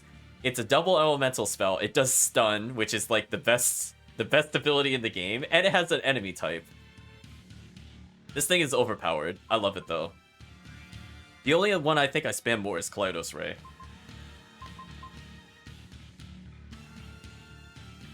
Right Shade will also get a lot of usage, but that's mostly from the AI. So this is great. This will help us not have to deal with this. Like, for example, if we had this spell on any of the bosses, we could potentially steal, ooh, I don't know. I want to say at minimum 10% defense from them. So that could just be hundreds of extra damage we're doing a hit. Like, it just is such a game changer. And as I said before, it does stun lock enemies. That's also pretty fun to use in combos. It is a slower spell, though, so you would have to protect him with other spellcasters. Oh. There's a cat box. Oh, it requires 275? Chat, we're below 4K for the first time. Oh no, we don't have enough cat souls. Chat, goodbye. Goodbye, our cat souls. That was a rude and high amount of cat souls.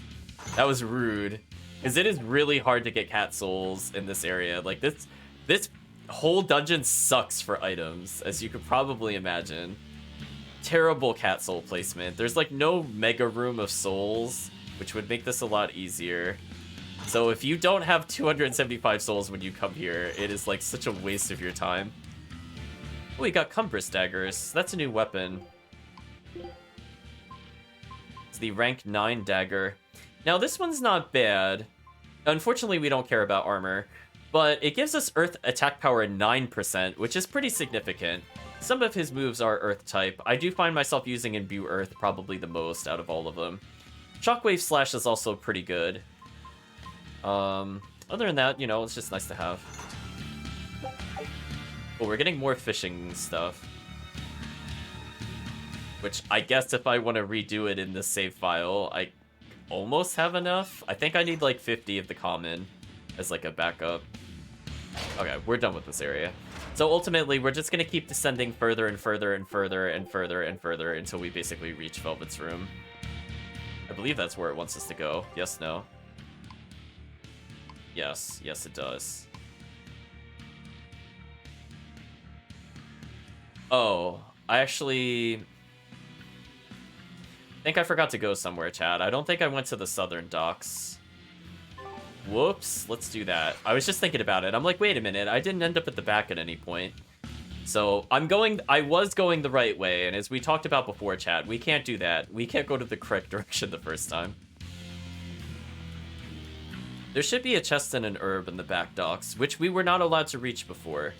So it would be nice to collect those before we do the boss battle. Kind of a big oops, chat. I forgot about it. Let's go this way. On the plus side, we could go back to where we were very easily. Is this the way to the... I don't normally go to the back docks. This is the only one I'm not as certain about. Yeah, I think I just need to make a left here. Yeah, that looks right.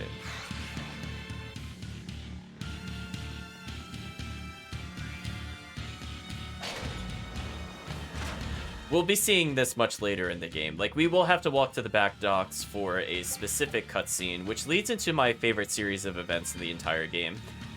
But for now, we'll acknowledge there's a back docks here. Some enemies here, we can pretty much ignore them. Should be, yep, a chest in here.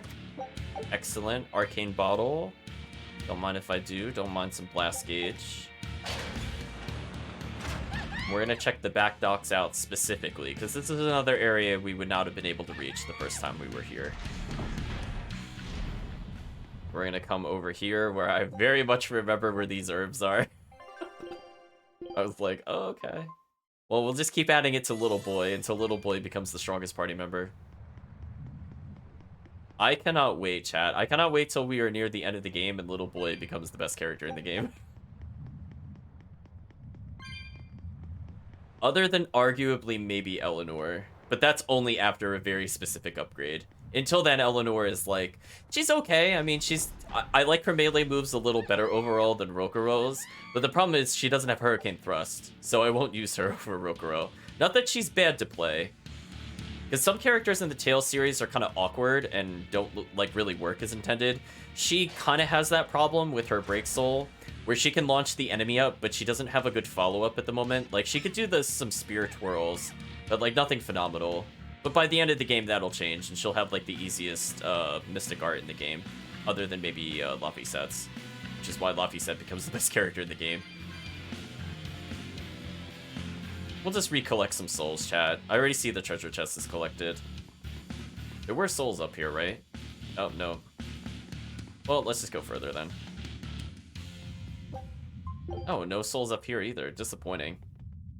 Well, we remember jumping down this cliff, chat. It's been a while. Little Boy is just gonna plummet. Little Boy has super strong legs.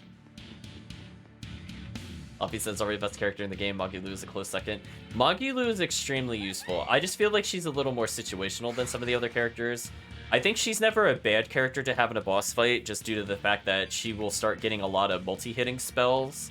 So, like, right now, her use is, like, she's getting there. She's not, like, amazing at bosses at the moment, but Chat, you saw that enemy spamming Crown Fire, aka the thing that exploded from the Flame Witch and destroyed us. Eventually, Magilu will get that. And when she gets that, she will never leave the party for bosses, like, ever. That stuff is so dumb. It just juggle loops into itself. So if you're fighting just regular enemies, you can just juggle them with it. And then if you're fighting bosses, it usually puts them in stun long enough that you get another one off, as long as it's not your first cast spell. So she could shut down almost entire bosses by herself, even if they don't have spells. It feels good to use the note button with her, though. But as I said before, it's a little finicky, as we also did witness earlier. It just didn't stop spells for some reason. Like, I know the enemies cast really quickly and it recast them, but, like, legit, it did not cancel a spell at all for some reason. Awkward. I don't think it has a range limit, so I'm not really sure why that happened. Oh, that reminds me, chat. I forgot to show off a bug on the original playthrough. I have to practice it, though, with this game. It involves the arena, and it involves Magilu, but we don't have Magilu's move to show off the bug.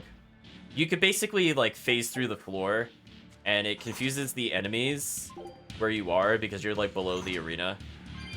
You could correct it. It's not like a game-breaking bug in that sense, but it's really funny you could cast spells while under the floor. It's not very fair, Chad. The Headless Knight! He must be the product of the venomization. Okay, so we're coming across a boss fight, which is just a common enemy in other games. Not as vicious as our Velvet, though. Okay, what kind of stats do you have in Chaos Mode? Let's see. Oh, you only got 4,500 health? Chat, what is this? Why are the bosses getting weaker?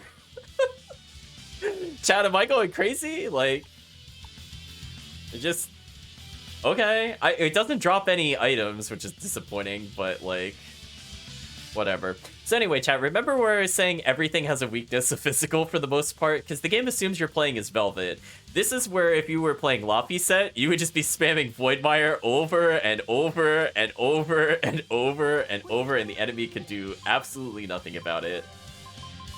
Just look at that ability, chat. It would just shut this boss battle down. And then if you wanted water, I guess you could Pyrogenic Ring if you really want to. And it deals armored. I mean, like, technically he's got everything he needs to solo this battle, but whatever. Where's his voice even coming from? I don't know. Look inside.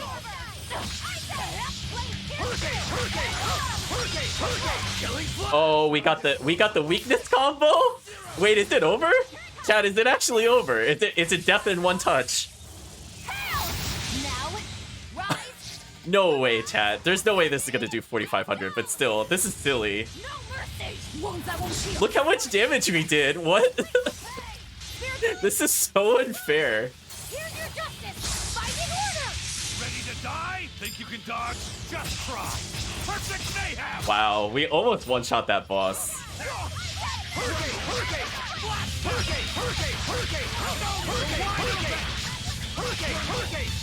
And as you imagine, Aizen Rokuro is a godlike team, because all Rokuro does is stun bosses, and all Aizen abuses is stun. Oh my gosh, chat. Come on. Well, that takes care of that. That was so easy. Oh, chat. I think we got past the hard fights for a little bit. Just a little bit. I feel something again.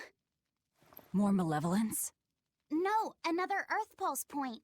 It must be on this island. I sense it too. It's very close. Directly underneath us, I would guess.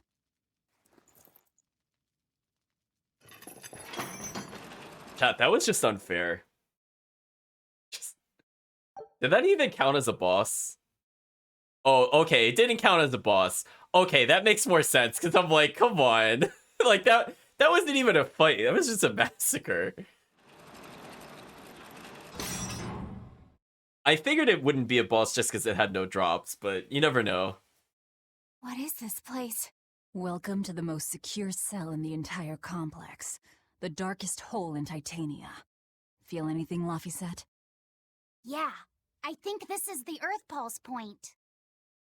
If this cell is where the Earth Pulse point is, then does that mean it housed a Therian? Yeah. And a real hungry one at that. Mm-hmm. Every day, they would toss demons into its cell. It would devour its fill, then wipe the blood from its lips. Never once realizing, it was delivering to Inominat the malevolence of hundreds of demons and prisoners. And then one day, there appeared before it a female Moloch, who shattered the barrier and freed the Therian from its cage. But the Therian knew no mercy, and it devoured its liberator. And it was then...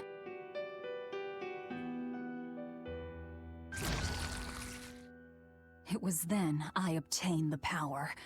The power to avenge my brother. Velvet, you're a Therian? This prison island was a feeding ground for the Therian, harnessing the malevolence created by the prisoners within.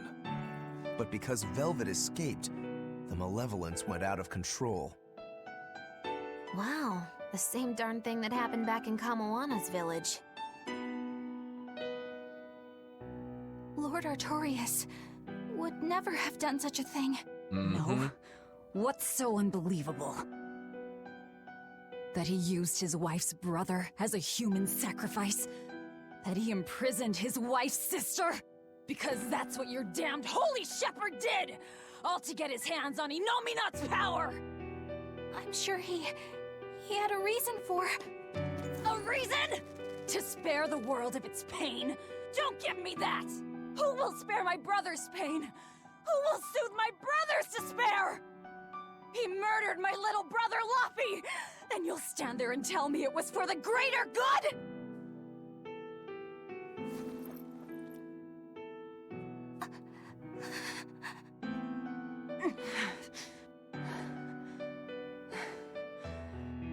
At any rate, that's one less Therian for us to track down. Velvet.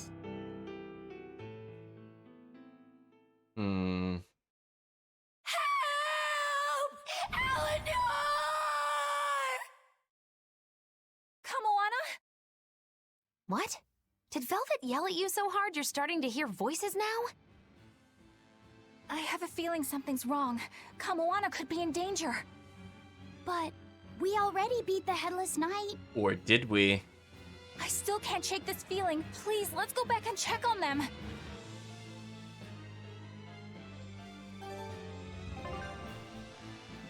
So I haven't really talked about it before, but I really like the voice actress for Velvet.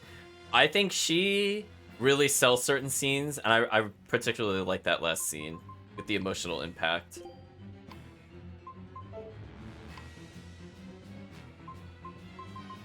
So I like her shaking down for the greater good reason.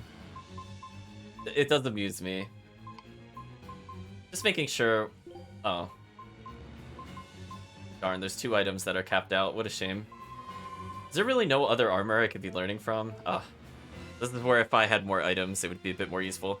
So now that we're coming up to a new fight, we need to get our blast gauge up, because this one is a little harder. It's not... I don't remember it being crazy difficult. I don't think it's going to be like Kamawano level, but not having blast gauge would suck. So chat, this is where I have a problem with the prison island. We have 2 different entrances, and we can teleport to neither. This is so annoying, chat. This dungeon is the worst for that. It really is. It's like, come on, you can't even let me go to the back docks. Like, what's the reason for that? It was Kuragane all along. Very true, chat. He's the true boss. We need to get into some casual encounters for Blast Gauge, though, or the next fight could actually be difficult. Velvet is a Therian, is she? I knew there was something off about her. But it's what she cried out that's really on my mind. Laphicet, is Velvet truly Lord Artorias' younger sister? She never told me. If it were true, I suppose it would explain her knowledge of Lord Artorias' training. If you're so curious, why not ask her yourself? Hey, Velvet, what's your connection to Artorias? Rokuro, have some tact! I heard you whispering. It doesn't bother me. Artorius was married to my late sister, Celica. He was our brother-in-law. We lived together for more than 10 years. That does explain a few things. So he sacrificed his little brother and turned his sister into a Therian. But you were his family. To his view of the grand scheme, family is inconsequential. The needs of the many outweigh the needs of the few.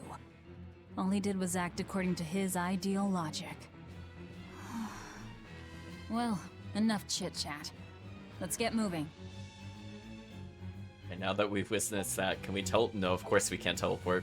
Where's dungeon chat? Yeah, I like Rokuro just coming up and asking. It's very Rokuro. I appreciate those moments, chat.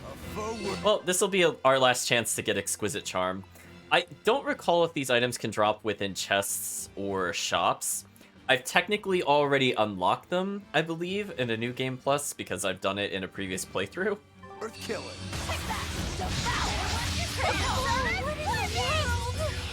She doesn't have enough to tag swap. That sucks. Oh, their weakness is water. Oops. That makes sense. I mean, most of these things do fire damage.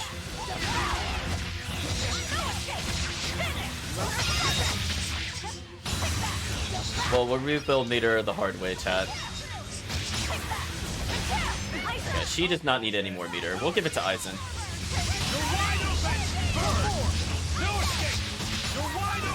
Okay, so he's at 3 meter. Laphicet's getting a little more meter. Ooh. Its guardian was... We didn't give a lot to Magilu. I'm a little concerned about Magilu. You can read a guardian's heart? So she learned Triple Tremor. We got no items from that, of course. The game is down not dropping any items for us. I guess because I'm not using any item drop rate ups, which is a shame. So I guess we're finally taking advantage of the Glaciite where if we don't get any items, it boosts the drop rate. So it says 3 guardians crawl out of the ground, slow snake.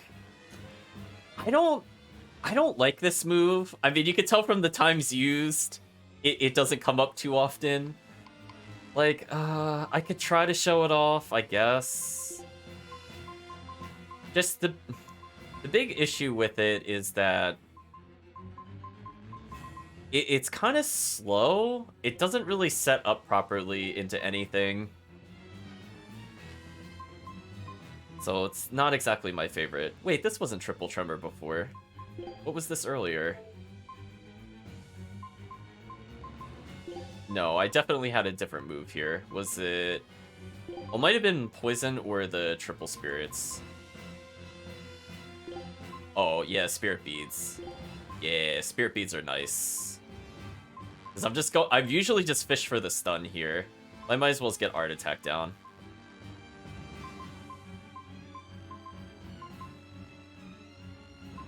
Atmos Glaive is okay. It's just more like a water move. I like Spirit Beads a little more than Atmos Glaive, honestly. I don't think I need Aqua Split there. I guess just to mix things up a little for my combos.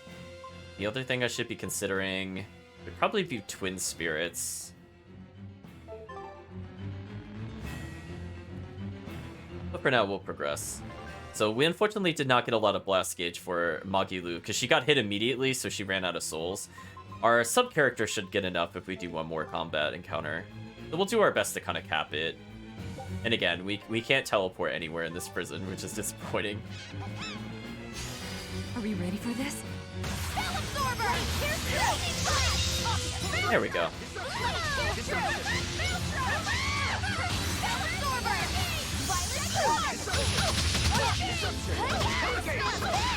Oh, I didn't get any of the stuns there. That sucked. Oh, there we go. Now I got them. There we go. Working as intended, chat.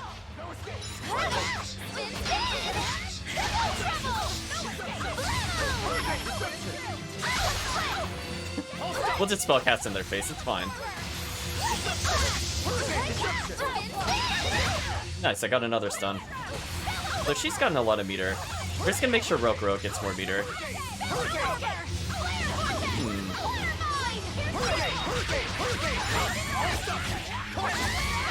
So I think everybody's good now, chat. I think we're doing just fine.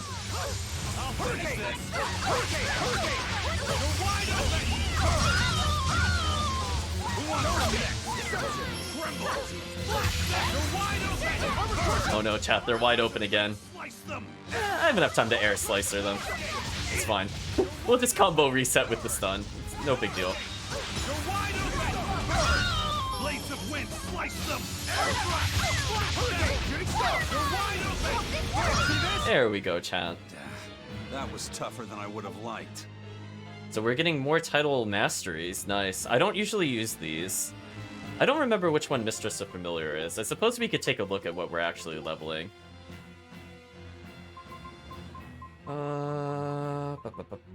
Shadow Stepper is probably something I'm never gonna level. Increased power based on arts. Equipment learning speed up is not bad, I guess, if you just want to learn things faster. Initial souls +1, never a bad thing to have. This one needs us to... How many minutes of playtime in one playthrough? That's a lot of minutes, chat. Battle time is getting up there. We've definitely fought a lot, I must say. Menu Maven. Some of these I'm not likely to get unless I just leave the game on overnight, so it's fine. Yeah, we got some decentish ones. It counts how many times you control the character. Getting max souls +1 is sometimes more useful than the other things, but again, generally speaking, what'll happen is I will generally take something that either adds focus to the character or just increases blast gauge. Which, I guess since I don't really need blast gauge at the moment, one of the better ones I could do... Get one of the physical ones, not too bad. I don't know why she gets wind attack power up here. This is the one that disappoints me so much. Because, like, she has almost no martial moves that are wind. Why doesn't she boost physical attack power with this? Why does she boost wind? That one never made any sense to me, Chad. I figured I'd point that out, because it's like, how many wind moves do I use as Velvet? The answer is 0. I don't use any wind moves as Velvet for, like, almost the entire game. Just so pointless. The closest I could think of is Shadow Flow, but Shadow Flow is a hidden art, so it wouldn't benefit from that. Just doesn't make any sense, Chad. It's just terrible. Oh, he does have Grappler on. Huh. It felt like I wasn't getting a lot of blast gauge from him. Strange. Oh, she's still using this. Oops. Yeah, we should probably swap out her title for something.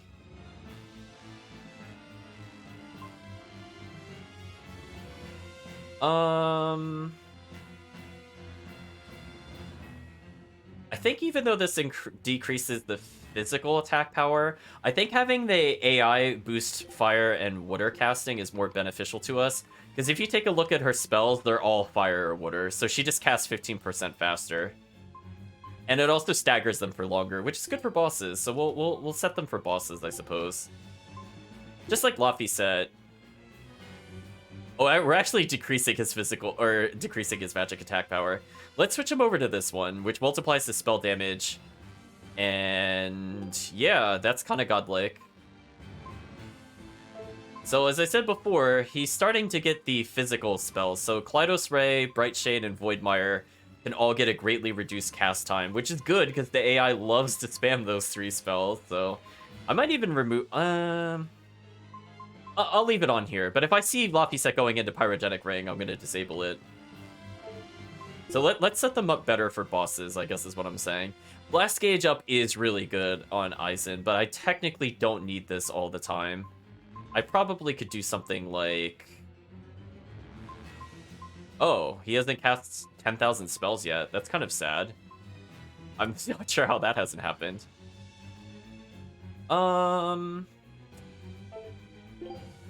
I might leave it as is for this one, honestly. Generally, the one that gives blast gauge bonus is good for both types because it increases the power of the move as well as the effect rate. So that's good whether if you like playing a switch character, but if you want to make them pure spellcaster, generally speaking, the one that does this is much better, generally speaking. And she is not really benefiting from this. I'm just thinking about if she could use something else. Like, this might actually be to her benefit. One moment, chat.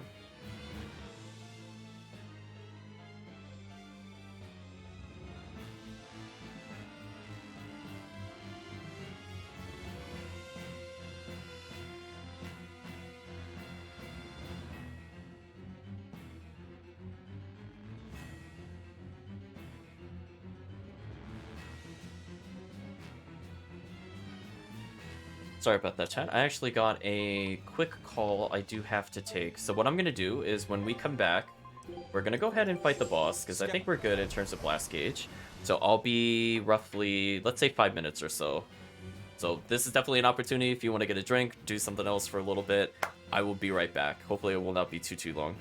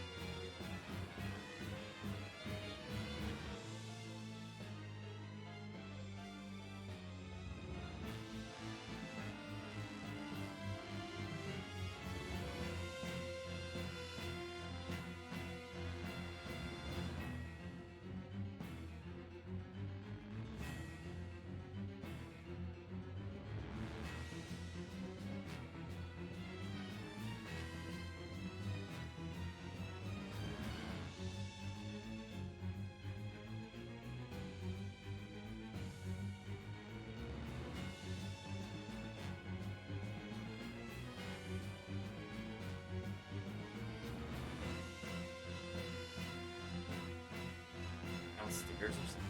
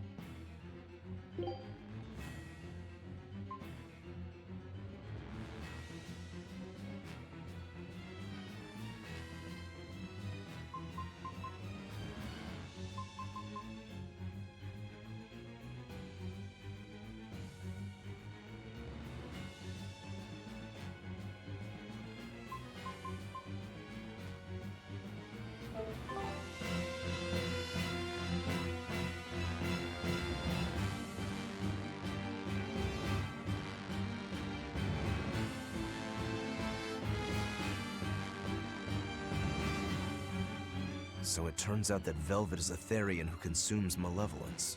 And too much malevolence is what changes people into demons. Strong enough malevolence can persist after the person who created it dies, turning their corpse or spirit into a raging monster. That's how undead and phantom demons come about. Then the demons Velvet killed turned back into humans because she devoured their malevolence. Yeah, and consequently, they avoided becoming undead or anything like that. So she saved them. Well, I mean, a corpse is a corpse, of course. Do you think she could devour only the malevolence and turn a living demon human again? Unfortunately, that's impossible due to malevolence's self-reinforcing nature. When Therians are connected to Enominat through an Earth Pulse point, they seem to be able to absorb small concentrations of malevolence from the surrounding area and inhibit the creation of new demons. But any human who builds up enough malevolence to turn into a demon will keep producing malevolence as long as they live. That's right. To devour any malevolence, I need to cut it off at the source. That's how my powers work. Velvet, I'm sorry. I don't mind it. Actually, I find it convenient. This way, I'll never forget my hatred for Artorias. Plus, as long as you stay away from an Earth Pulse point, you get to keep the power of any malevolence you consume. Fuel for my hatred, yes. Okay, chat, so we took a look at the blast gauge. So, it should be good for the boss fight. They were hypothesizing about Velvet's Therian nature, and whether or not she can absorb just the malevolence of people, and that got shot down. So it doesn't seem like this world really has an alternative to dealing with the malevolence. Once you're a demon, it's kind of over. Ooh, Feldspar boots are new.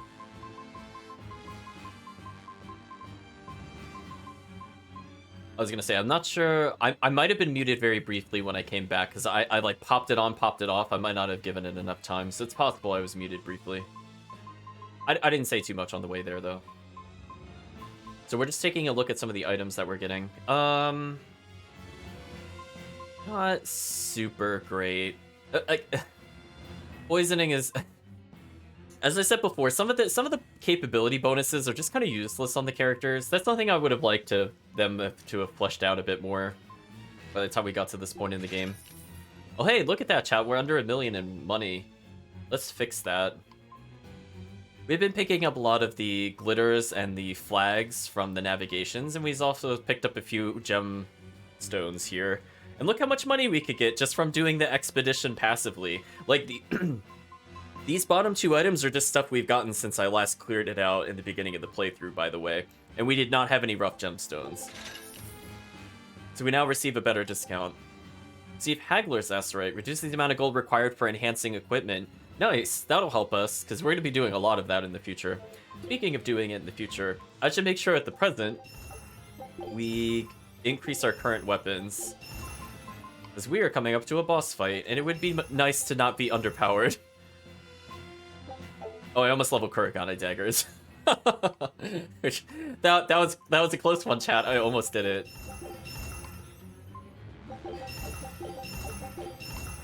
Again, we'll just kind of do our best to go through this and upgrade. Oh. That one's already set up for us. Nice. Ooh, break soul power up. She does like to use it. Oh, we didn't get the equipment drop rate up, though. That's disappointing. Again, as long as I get at least the +1 there, I should be okay. 30% art after inflicting burn. Okay. I mean, Rokuro can cause burn. He's got 2... No, he actually only has 1 ability that causes burn at the moment. But I'll enjoy that much later in the game. We'll just enhance some of the weaker items, because we'll be switching to them at some point. And more plus bonuses for our teammates makes life easier in the long run. Ooh, she's using a not great item. I should just switch her over to the next one. Let me do that right now so I don't forget about that. But we'll just take the +3, because this seems to have just better overall stats anyway. So we might as well just make sure she does more damage. And let's take one last look at the boots. Guess we'll do this one.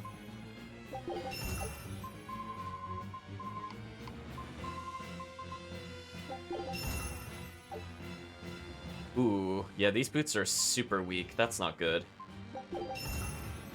50% of reflected damage is recovered as health. I don't think this will come up too often, but I guess it's nice to have a little bit of health regen. It's like, okay. I mean, like, it'll do what it's supposed to do, but just, unless we gear towards it, it won't be any significant numbers. Like, we might reflect maybe like 100 or 200 damage, and that might give us like 100 back at the moment, at most. It's like, it's not bad, it's just, it doesn't matter at the moment. Well, we can officially go back to the back docks, but unfortunately that would be losing progress if we did that, so let's not do that. So everybody has a blast gauge except for him. Let's do just one safety fight. Woo, it's a biggie! Just to make sure we have enough meter across the board. And make sure everybody's gonna have at least 4. That should be good. Okay, so Loppy set would have had enough normally. That's fine. Oh, I'm getting juggled. Not good. Oh, speaking of which, I just talked about Voidmire, and I never put Voidmire on. Let's make sure we have Voidmire, because that spell is amazing, as I said before. I was just thinking about that, chat. I'm like, how silly. Chat, I was stunned, and that stunned the enemy for so long I managed to hit the enemy again. Like, that's just silly.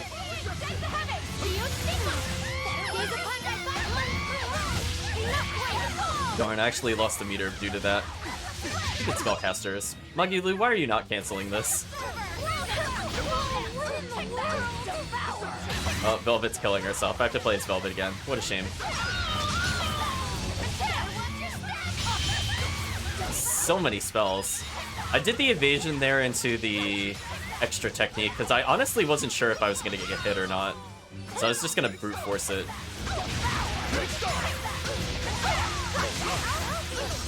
Okay, let's make sure Laphicet gets a little more meter. Okay, so he's still got more than he started with, which is good. And Velvet will get more. We don't need to worry about that. It was a considerably powerful enemy. We did not get any of the items we were looking for. That's a shame, chat. we tried. We're not gonna grind it out, as I said before. That was Kamoana. I should have quick saved. I forgot how far away that cutscene sucks you in. Okay, chat, here's the real boss battle. I don't think this boss has spells, but we do have to look out for high physical damage. You really came back for me. A promise is a promise, sweetheart. A headless knight and a horse demon. It's giving off a ton of malevolence. This must be the true survivor of the venomization process. Oh, I get it! The dying exorcist lady wasn't saying Headless Knight is back. She was going for Headless Knight on horseback. Whatever the case, we'll fight whoever we have to claim this island. Okay, boss music's kicking in. Uh-oh. Chat, this character has Kambawana levels of health. Uh-oh. This could be interesting. Ooh, chat, Armory is Acerite 3. So, for those of you who are not keeping track of the naming schema for this means that the next, if we get a certain amount of equipment bonuses, will be improved. I'm hoping this is the one that deals with the number of souls we get. Like max number of souls, for example. I don't remember the order of them offhand, but it should be a pretty big and significant one on this one. Okay, so it does only physical. And it recovers 50% of the damage it takes. Ooh, this thing could be a tank, chat. Hey, chat.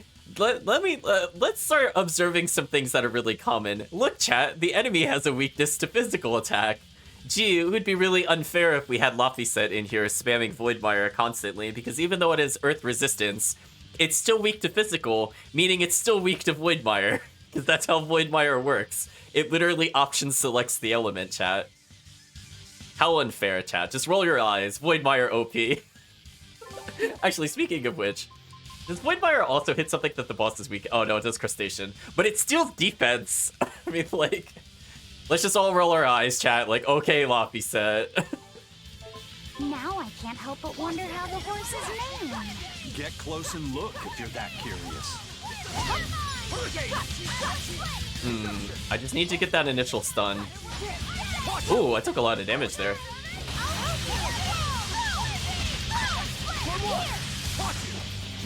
Oh, the boss did get stunned, but I'm not in a good position to combo.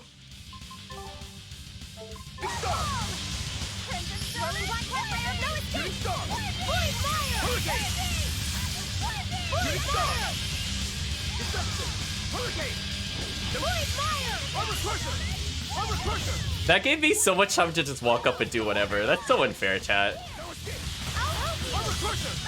Oh.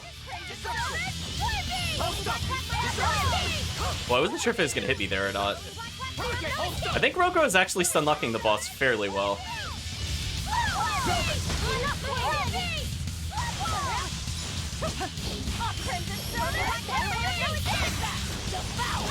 If I could just get one oh, we got the stun.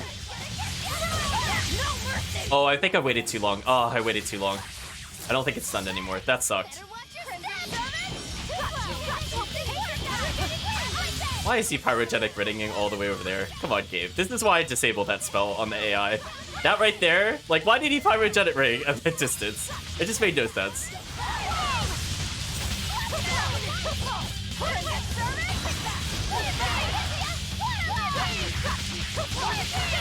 So basically, all of Velvet's martial moves just do a ton of damage to this enemy. It's not fair at all. Oh, we got a weakness. Unfortunately, I did Heaven's Claws the cancel, which is not good. I didn't have enough for a blast gauge, though.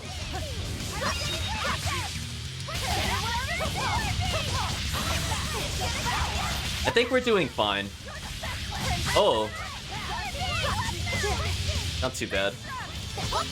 So I don't think I mentioned it before, but when you go ahead and you use Velvet's Break Soul, I want to explain two things, because I don't think I formally explained it at any point. So Consuming Claw does two things when it hits the enemy.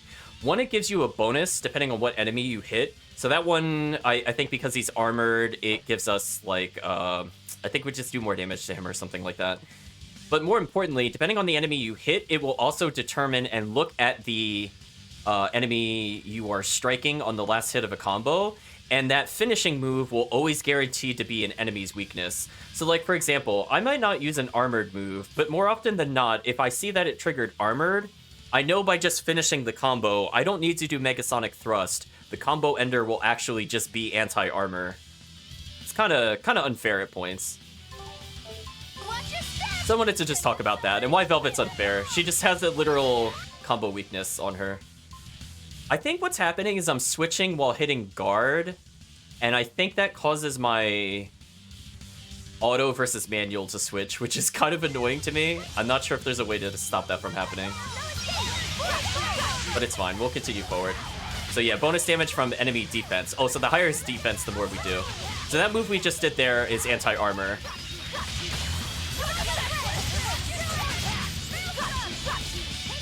Ooh. Can we actually hit his weakness in one combo? Undead Fiend, armored.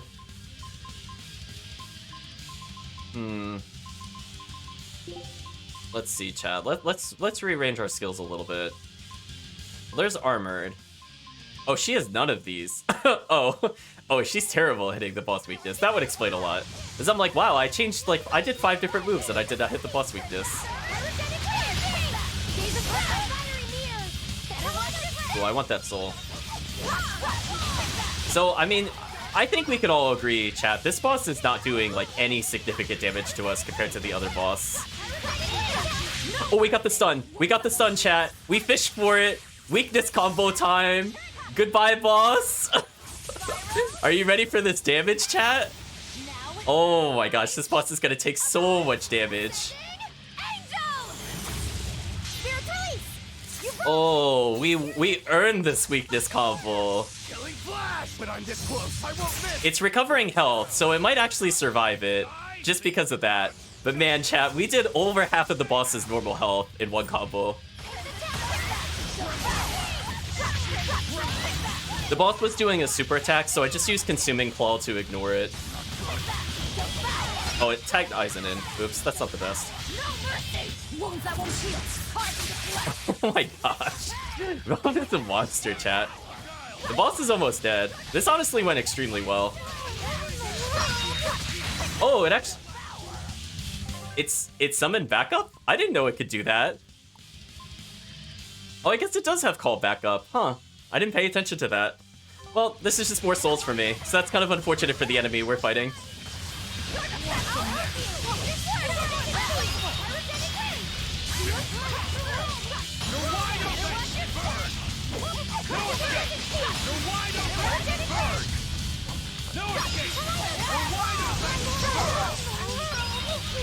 Oh, did...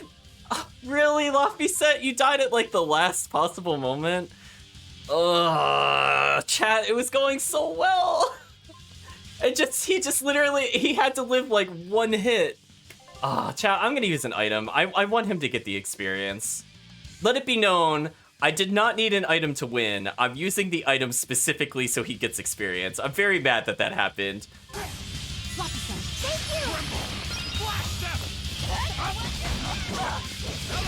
Leave this to me!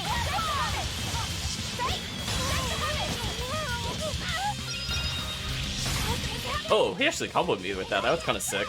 I'm not gonna lie, that was kind of sick. We should just be able to brute force his health. Oh, he actually died from that. Okay. We're good now, chat.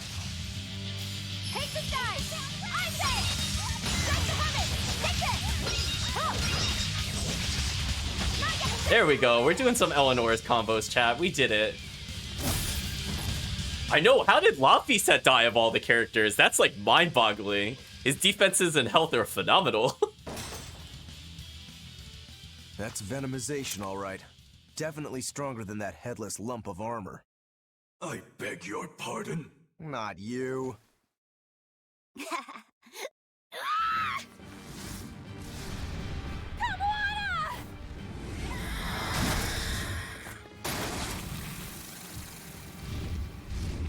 The demon from the villa? No, look! It's absorbing the malevolence. It's a Therian. Actually, that hawk is Griffin, my one and only friend. A damned Therian. So that's what Tabitha meant when she said we'd find out shortly. But Your Highness, why do you have a Therian? It's like I said, Griffin has been my dear friend ever since I was a child. Even if he's a Therian now, that hasn't changed. So you knew you were helping a Therian escape. What are you plotting? I have no plots or schemes. I just want Griffin to be free. I guess we shouldn't be surprised. The Crown Prince and future king, he's gonna do whatever he likes. I suppose I am at that. But if I am, it's the first time I've ever been allowed a choice of my own. When you're a prince, you're not a person.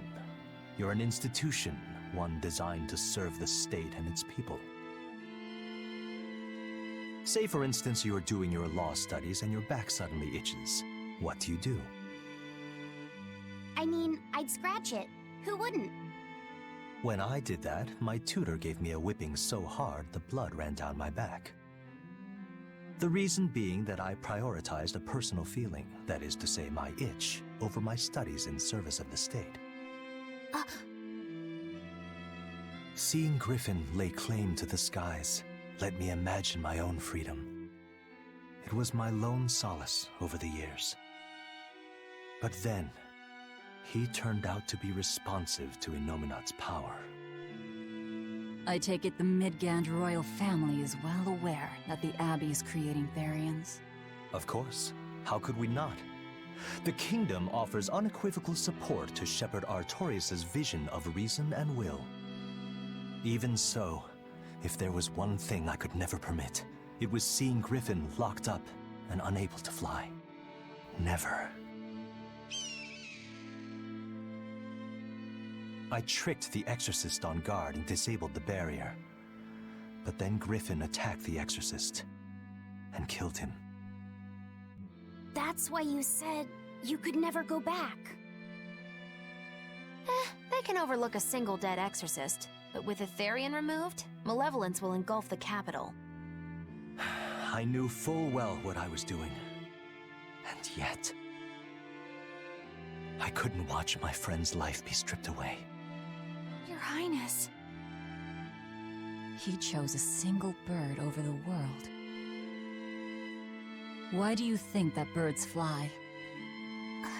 That's what Lord Artorias asked me. My anatomy book says birds can fly because their bones are light and their wing muscles are enormously strong. Birds fly because a bird that cannot fly is no bird at all. That's what I think.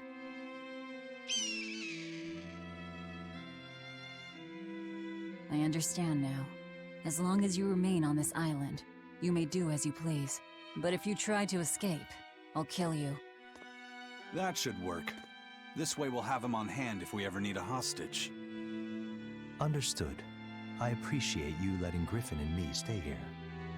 Well, now that that's taken care of, let's build ourselves a hideout.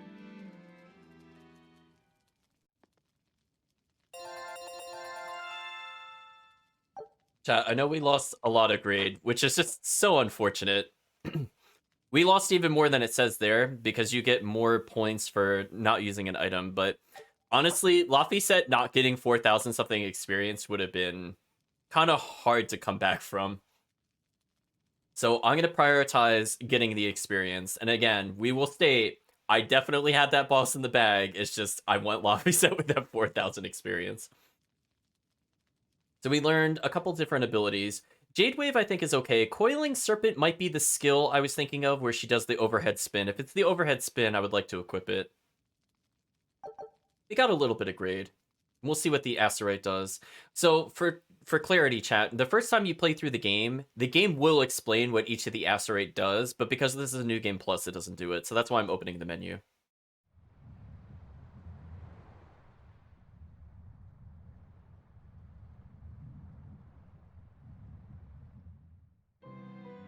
Hey, Velvet, do you know where Eleanor is? Wasn't she just playing with you? Yeah, but then she left. I'm worried because she looked pretty sad. Can you go find her? Why me? All right, fine. Just don't cry on me, okay?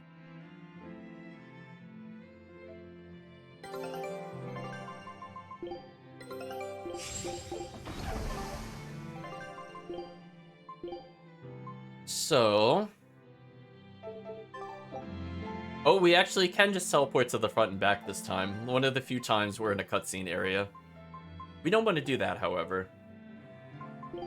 Let's upgrade Velvet's belt while I remember that that's a thing we have to do. Also, do we have any new outfits?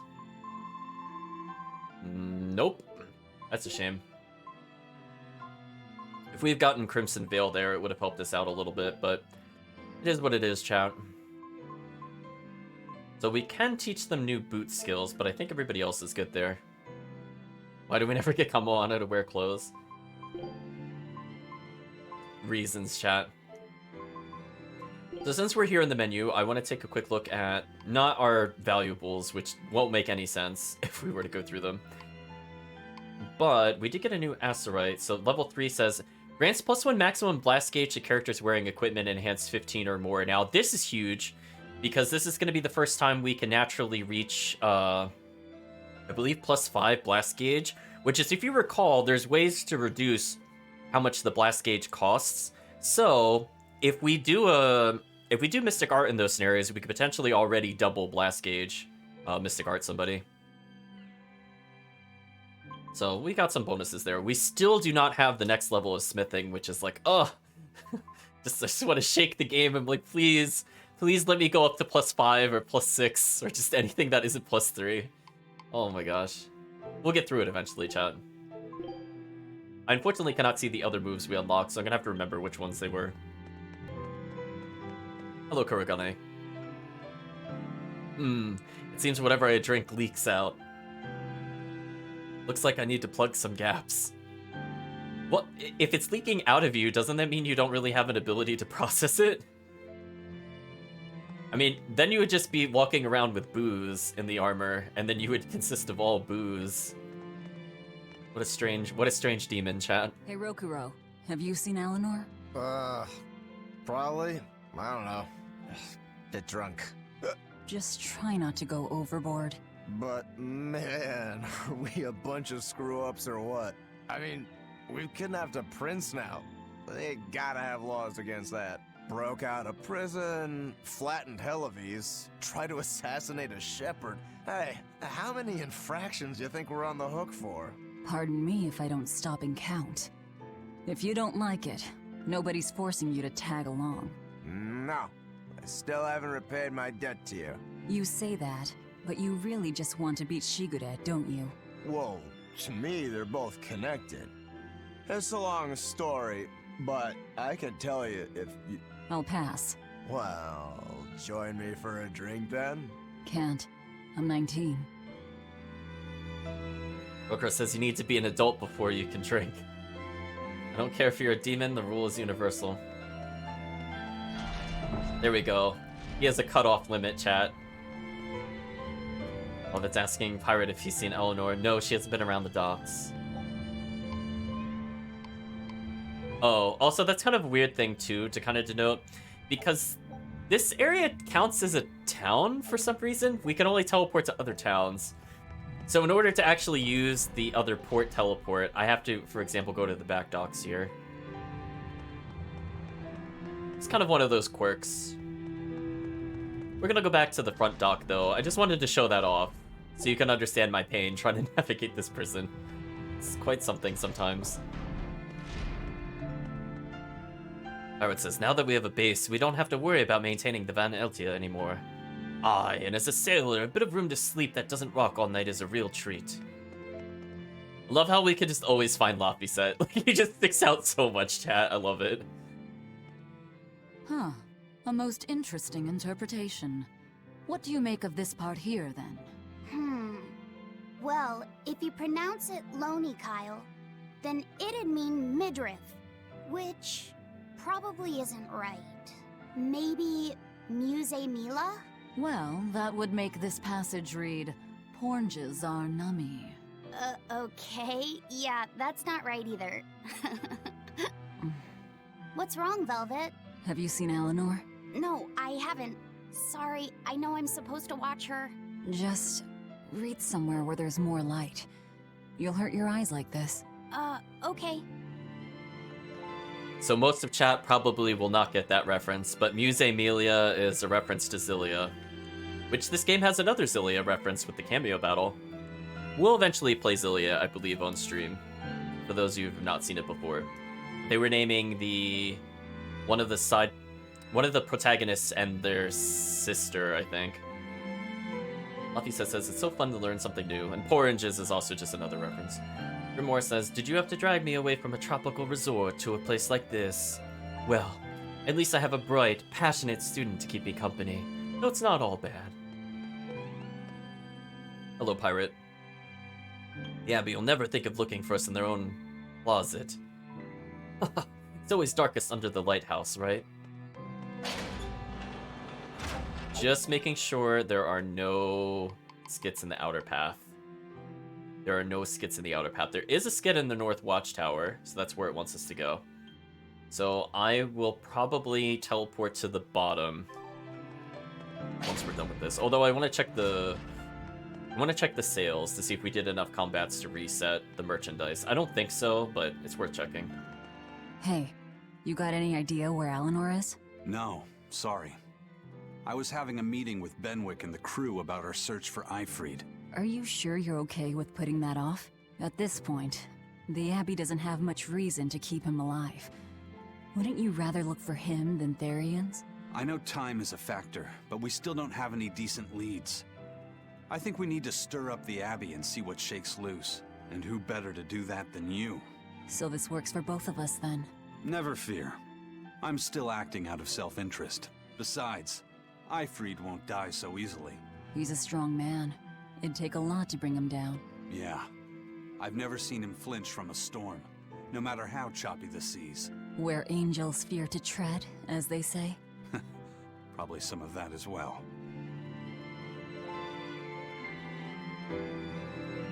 Listen, says, by the way, you never catch cold either. Well, Eisen, we're wearing the winter outfit. Of course we're not going to catch any colds. Silly Eisen chat. Why does he ask us these questions? Velvet says, or asks more appropriately, you see Eleanor around, your Royal Highness? Sorry, but I have not. How about you, Griffin? Ree. Alright. Griffin hasn't either. I see. She thinks to herself, princes aren't this weird in stories. Amalana says, Eleanor looks like she was feeling down. Please go find her and cheer her up, Velvet. What does Dial have to say? Dial without a tail. Just gonna rotate the camera so the chat can see it, the lack of tail. He says, you know, since we've taken over the island, we get to name it whatever we want. How does Dial Isle sound to you? I think maybe you should keep your thoughts to yourself. Jeez, well, excuse me for existing. I know it's a prison island, but could you be any less hospitable? Or Dial. Okay, chat, I'm not gonna lie. After playing games like Suikoden and like every other base building game, I thought for sure there would be a base mini game thing where you like upgrade it and you send out like more ships. I really thought that's where this was going, and I'm gonna let you down real easy now, chat. The answer's no. It doesn't turn into a base building game, which is a big disappointment. Missed opportunity, chat. Hey, any idea where Eleanor went? How should I know? I'm too busy to spare any time worrying about anyone else. You look pretty distinctly unoccupied to me right now. Right. I'm busy being unoccupied. You're... what? It's simple. When you have free time, it means you're busy trying to avoid having any business to do. You're too weird for this world, Magilu. Says the woman with the world's blandest personality. I always figured you'd be the type to take off as soon as things got hairy. Ouch. So what keeps you here? I am utterly, completely, totally, wholly devoid of anything else to do. Which is to say I'm... unoccupied. Right, now you get it. Besides, I have to stick around to see how our bet turns out, don't I? This says, life is nothing but time to kill. Being born is a pretty huge hassle if you think about it. Oh, Makilu. So we'll do our best to chat to each of these characters. Hello, assertive pirate. It's called a hideout. We're pirates, so that's the proper term. No, it's a secret fort. That sounds way more inspiring. Of course, they would be arguing about the names. What do you have to say, Benwick? Hey, we have the hideout of our dreams now, thanks to you. We're in your debt, Velvet. You don't feel like a proper pirate until you get a nice, sinister lair. I don't know, Chad. How many times do you associate pirates and lairs? I don't know. I always associate pirates and ships, sure. But like an actual like hideaway, not so much. Oh, we got another kingly waistcoat. That's good, because I think the males are waiting for more armor. So, I'm not sure. Is there anything worth talking to in the basement? I can't see if there's people worth chatting to. We're gonna take a quick look, chat. And if it doesn't turn out to be of anything of interest, we're just gonna teleport to the back.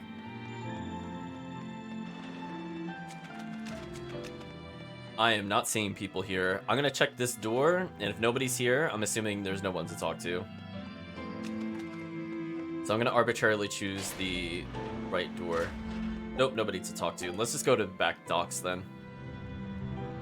Nobody to actually chat to back here, even though there are people.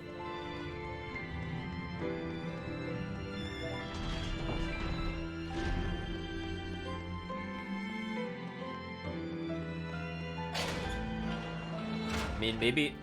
I don't know. I mean, I guess... I'm not gonna say that they don't have one. I just don't think it's very common. I guess he's trying to say he's trying to move up in the big leagues, I guess. I guess I could kind of understand it from that standpoint. Just in general, I'm just like, no, you just really need to ship the pirate. Let's take all the goods, chat. Take them all. Rob them. Hello, lone townspeople. Speaking of which, did I chat to this person that's over here before we go any further? I don't think I did, because I teleported. Let's talk to this person first. Oh no, it's Benwick. We talked to Benwick. Never mind. We'll go this way then, chat. What do you have to say, pirate? Excuse me, crooning pirate. Titania, Titania, our home and secret lair. I don't know how this song is going. Once a prison island, now a dental fair. I made an anthem for the island. It's gonna be a hit with everybody. Velvet says, maybe we should try to keep this place a secret, at least for now. Yes, Velvet, I would agree. Okay, so we're asking if he saw Eleanor. He says, Pardon Pirate says, the ever-earnest exorcist? I saw her walking towards the watchtower. Sure, we go see what she's doing up there, all by herself. Don't think they should have anthems for the fort, I would say.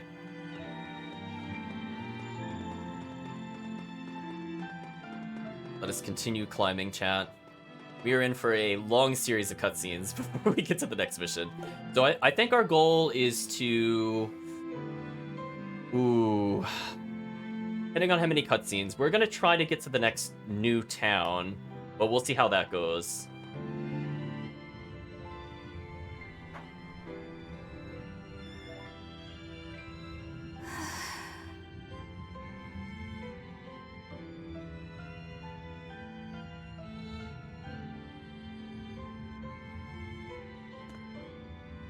There you are, Eleanor.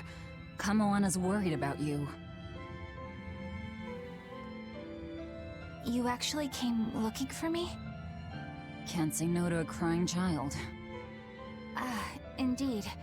She may be a Therian now, but deep down, she's still a lonely little girl. That's something I've come to realize in traveling with you all. Wretched demons and Therians, even the Malakim who'd I'd only thought of as tools, they all live and think as humanly as the rest of us. I was so clueless. I didn't know what Demon Blight really was, nor what the Abbey was doing. Through it all, I knew nothing beyond blind belief in whatever I was taught. Ignorance is bliss, as they say. The coward's path is not that of an exorcist. They may say, I didn't know anything, so I can't be blamed. I can't live like that.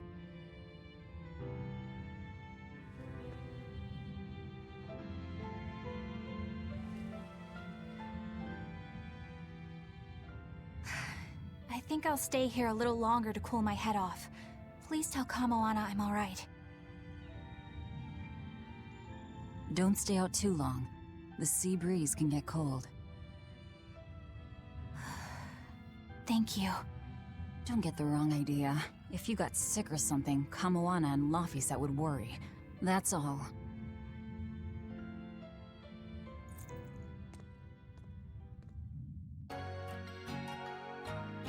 Eric's like, hey, character development, and then Velvet's like, I refuse to grow at the moment. Eleanor did grow, though. Ooh, a mist is settling in, chat.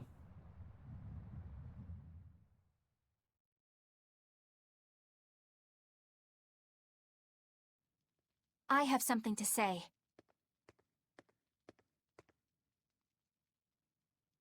There's something I've been hiding, until now. I've been acting undercover on a special mission for Lord Artorias.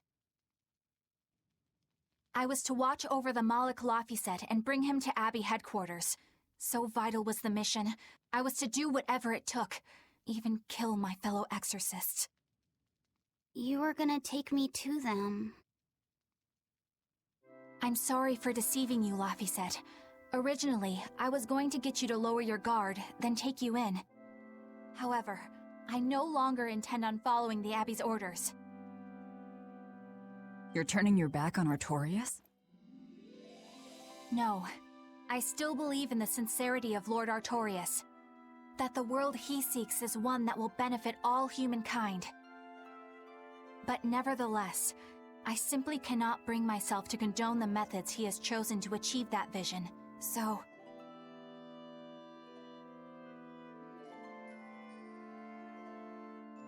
I will help you protect the Therians. Until I discover the answer I seek. Eleanor! I want to live a life that I don't have to be ashamed of. And to do that, I have to learn the truth for myself. So, you live by your emotions after all. Maybe you found your own creed. Welcome to our wonderful world of wickedness. Don't equate us! To act in opposition of one's feelings is to act opposed to reason. You never make things simple, do you? You should be glad I don't. Yeah, after all, she's my vessel. Yes, yes.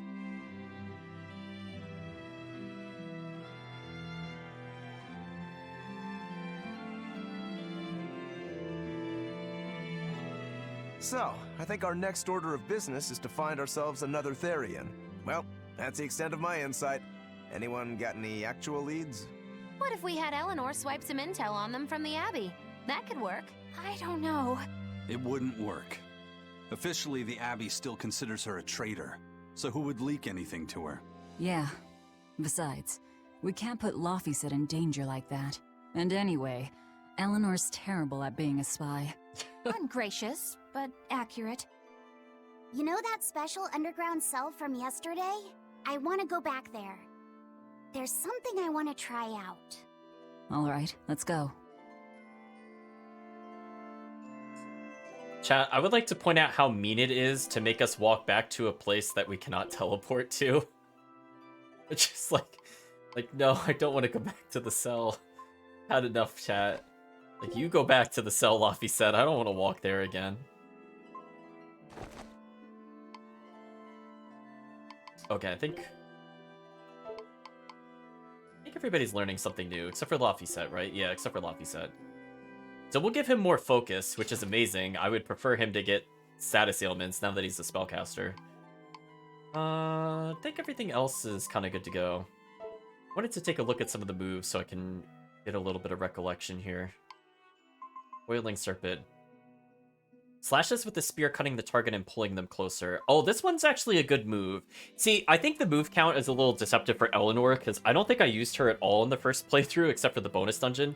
So her move count is kind of weird. But this is really good because I like it as like a combo ender, just because it pulls them closer to you. It also hits water element, which is nice, because I don't think she has another water element at the moment. No, she does not. So that I might actually just equip right now. I don't really need another... I don't think I really need another Crushing Stomp here. I could probably just pull them into another Rending Strike. So if we do end up with 4 souls, this will be kind of good. I love that there's Flame Beast and Ice Edge. Chad, I know how I play this game when I play this character. I should probably make this a bit more unique. Do something like Maelstrom, Rock Swarm. I'm not using you. Get out of here. Get out of here. I don't really need Flame Beast here. I should probably do some other kind of combo with this. Probably something like... I feel like Rending Strike is like always the best move to start with. I don't have a reason to not do that there, but I could try to move it around. Oh, what did she have? Oh, okay. So here's the downside. It replaced her move that was here in Stage 3 with Coiling Serpent. I'm trying to remember what it was before. It wasn't Burning Moon. Was it Whirling? It might have been Whirling Top. Yeah. Maybe we don't really need another Whirling Top there, I suppose. I mean, I guess. Hopefully she gets more elements to add to the end. Oh, Treble Strike. I don't have Treble Strike anymore. Oops, that's what I'm missing. Something like that's probably more preferred, I would think. I would Flame Beast, Flame Beast, Flame Beast. Well, you know what? We'll let the game decide for the last two. We'll truly go to random chat. Now let's view the skit. Laffy said, I must offer you an apology. What for? For spying. I was plotting to take you back to the Abbey. I am truly sorry. It was your mission, wasn't it? Somehow I think I always knew. You did?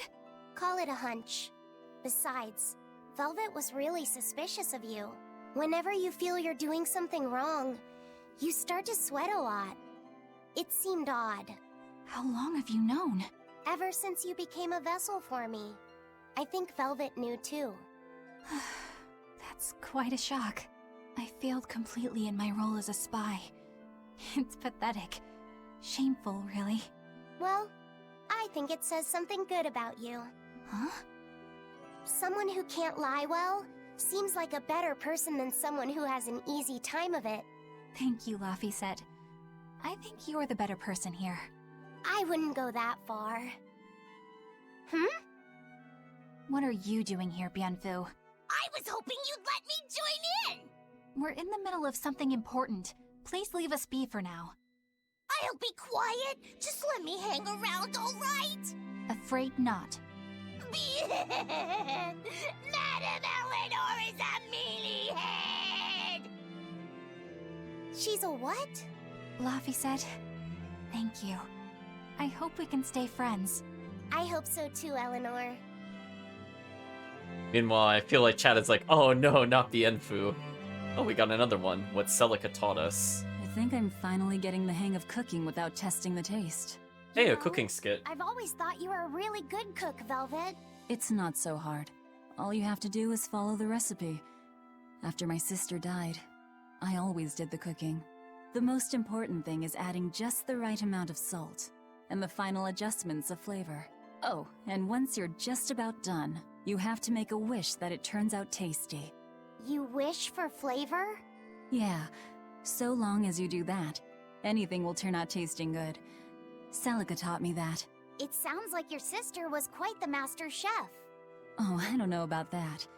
But now I'll never be her match. I've lost my taste, sure, but I've also forgotten what it even feels like to taste something delicious. What I make isn't really food. It's merely sustenance. I don't think that's true, Velvet.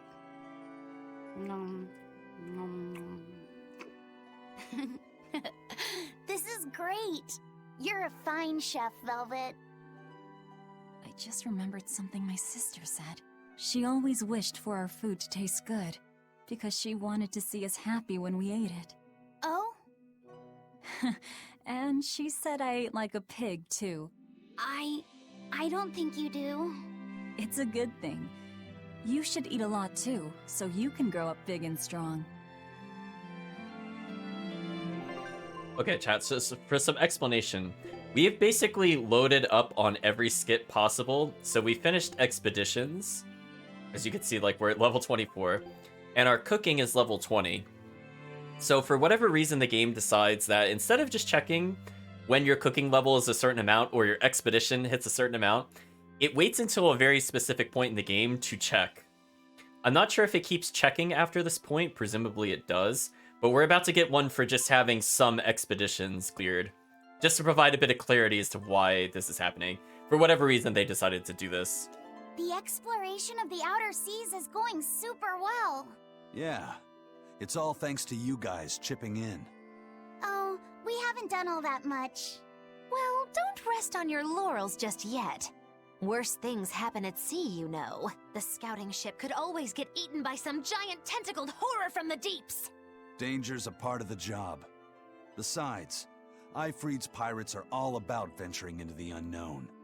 I wonder what's still hidden out there for us to find. Terror Island, for one thing.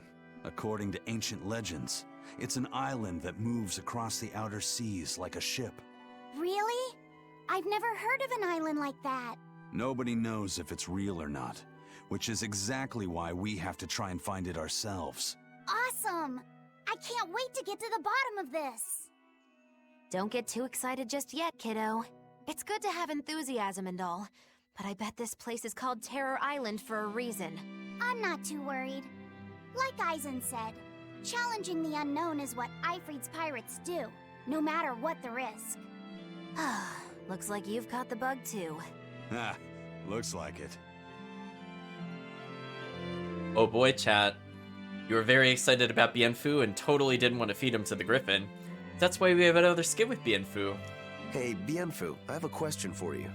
I know Magilu likes to call herself a witch and all that, but what is she really?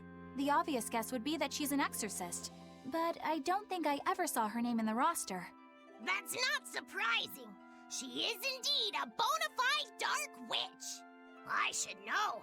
I saw one night just how scary she could be. It's enough to keep you awake at night.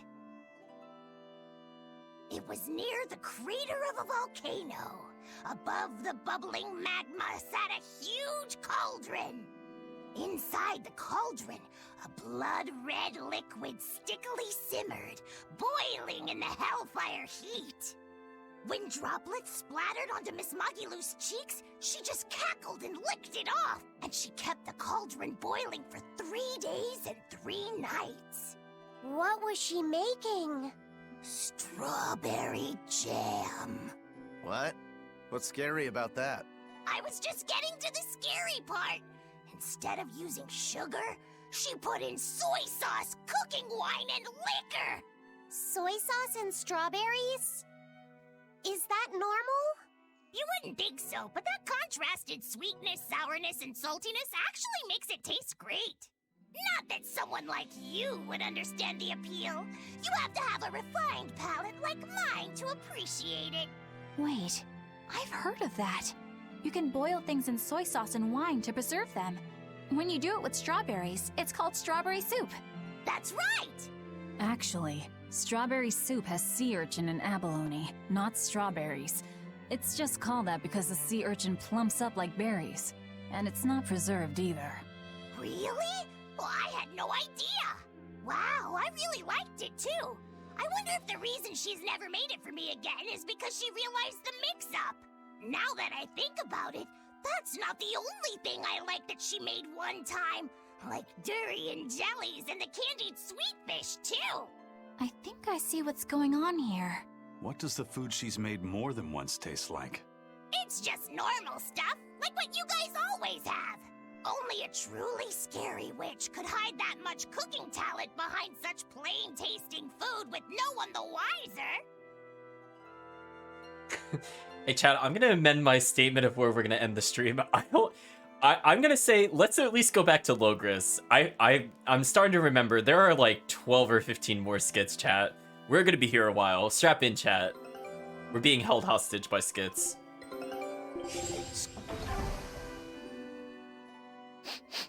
I know this smell. Yeah, it's Prince Percival's fragrant wood perfume. When I told him I'd never smelled it before, he put a little on my sleeve to try it out. I love the smell of the royal family's perfume. It's distinct, but not overpowering. It's made from Fandaria trees, conifers that grow in a snowy land. I've noticed that you and Velvet and Magilu smell nice too. Do you all wear the same perfume? We do?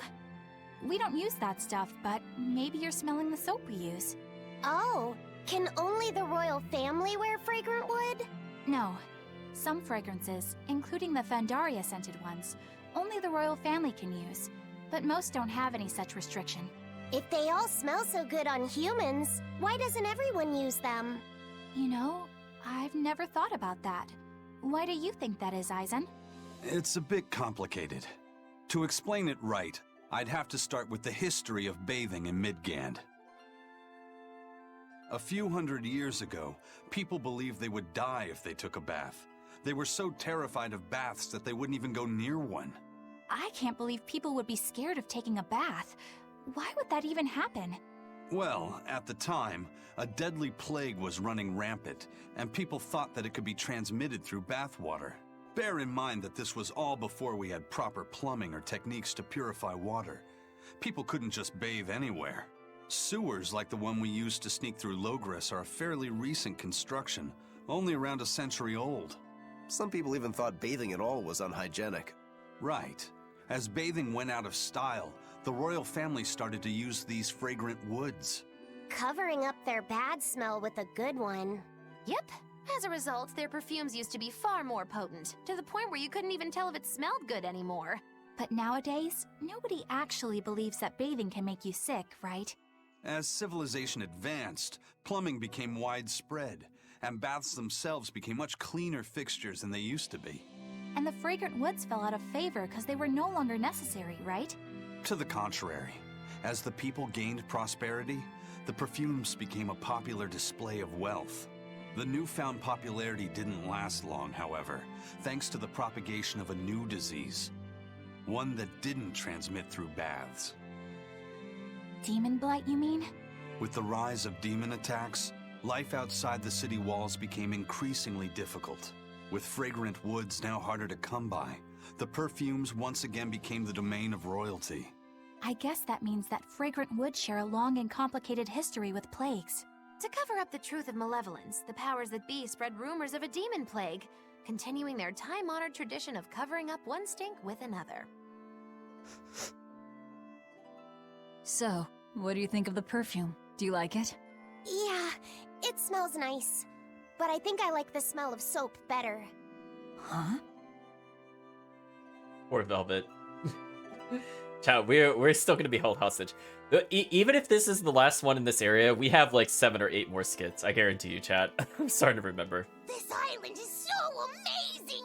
It's far away from any other people and has so much hidden stuff underground! The Bienfu skit. Perfect hideout! Just thinking about it makes me so excited to be here! Yeah, I guess. What's wrong? You were so excited to be here before! Don't be such a drag, Laphicet! It's just that this used to be a prison. People were brought here to suffer. If you're worried about how I feel, don't be. If I really hated this place, I wouldn't have made it my base. Hell, I was imprisoned here too, but now it's the secret fort I always dreamed of. I still haven't forgiven the guard who ate all those marron glacés I was sent. I'll let the past be the past. What part of secret fort are you not getting? Yeah. But it can't all be just for fun and games here either. In order to maximize the success of our future battles, we need to maintain and improve this base going forward. This place seems sturdy as it is. Does it really need more work put into it? Nonsense. This place was built to specialize in holding prisoners. We can make it better suit our needs. What are you proposing exactly? Well, I think we need to start with smokescreen generators. They'll be effective against intruders unfamiliar with the layout here. Of course, afterwards we'll have to clean up all the soot, but still. No thanks. I think we need something to put out fires. The fire at Helavi's was really scary. We have Malakim like you who could use water arts, though. If anything happens, you can just put it out. Oh yeah, I guess that's true. What we really need are some secret underground tunnels. If things get too hairy here, we'll need an underground escape route. We can put in hidden doors, and even some fake ones to trick the enemy, too. We have 2 separate docks. That's good enough. No enemy is going to attack without taking both docks into consideration. That's why we need to build underground tunnels before anything else. But we're on an island. You know, surrounded by water. Where would these tunnels even lead to? Isn't it obvious? We'll dig underneath the sea to another uninhabited island nearby. But there are no other islands nearby. If it means getting my tunnels, I'll build an island too. Are you listening to what you're saying? It sounds like he's daydreaming to me. And what's wrong with having some dreams? This is a great opportunity we have here. You guys just don't get it. It's okay. I get where you're coming from. But they'll never understand. You might as well save your breath.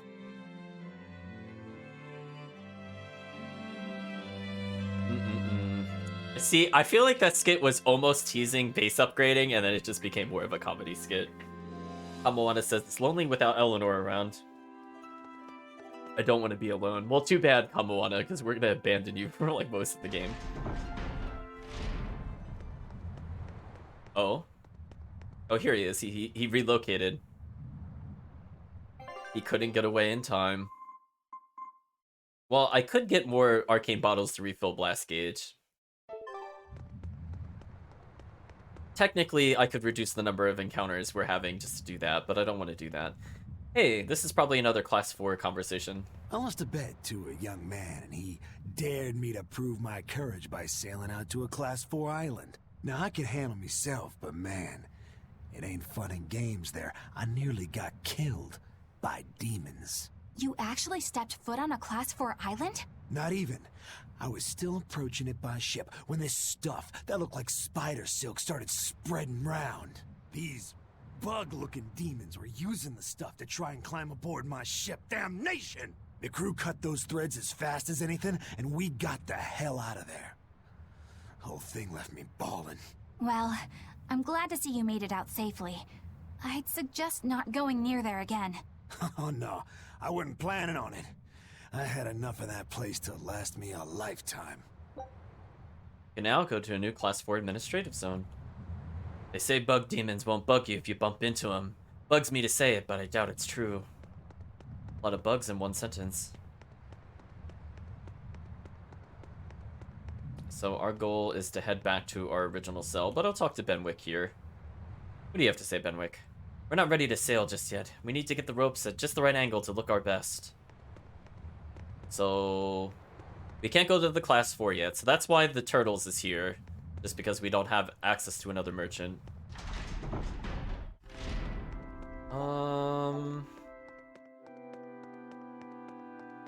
I guess we can explore over here briefly, just to make sure there's nobody else to talk to. But we still have many more skits. Because we haven't even left the island yet, chat. So we're just having a brief interlude between the skits. Speaking of which... Here you are, Percival. Looks like you like this island. Fly free, noble hawk. Hunt to your heart's content, Groggy. Grocky. Loppy said asks if Groppy is his name. Percival says no. It's merely a nickname for the noble Sir Hawk Griffin here. Oh, he's a hawk, so you call him Grocky. That's right. One who trained him said that hawks are just tools for hunting and I shouldn't get attached, but... Well, I felt he was a close companion and wanted to give him a nickname like friends are wont to do. Not very princely behavior, I know. Oh, I beg to disagree. And I think Sir Hawk Griffin does too. Griffin goes re. Velvet thinks to herself, Sir, is it? I don't know. I didn't know birds could be knighted. Poor Velvet. Well, Percival does like his hawk. So we actually have quite a few number of Therians here. We got Velvet, we got Rhinostagros, we got now Grocky.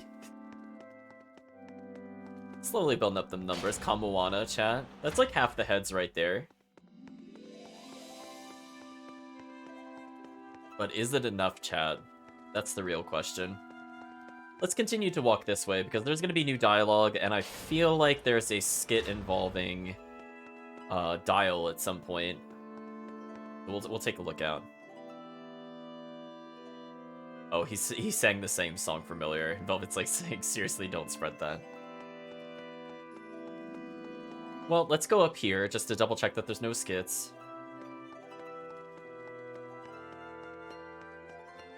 Yeah, Rhinostagros makes like no real appearance. We just have to kind of remember that it's on Lofty set.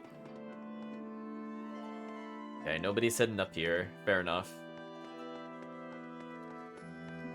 So the game wants us to go all the way to the bottom cell, and you know, chat, you know the moment it's gonna make me go to the bottom cell, it's gonna make me want to go back to the docks and not let me teleport. You know it's gonna do that. This game is mean sometimes.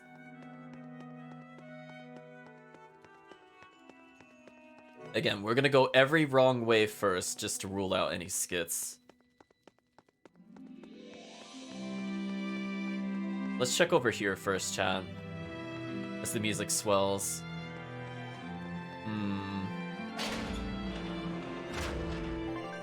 Alright, so we're at the back docks, and there's a place we could sleep. Let's go ahead and do so. Maybe there's 2 skits we could get from resting here, if I remember correctly.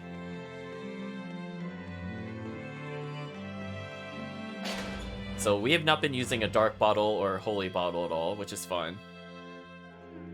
As I can prepare beds if you need to rest. Yes. How dare you charge us money? The oldest known map of the world was made by... Wow, it took them decades!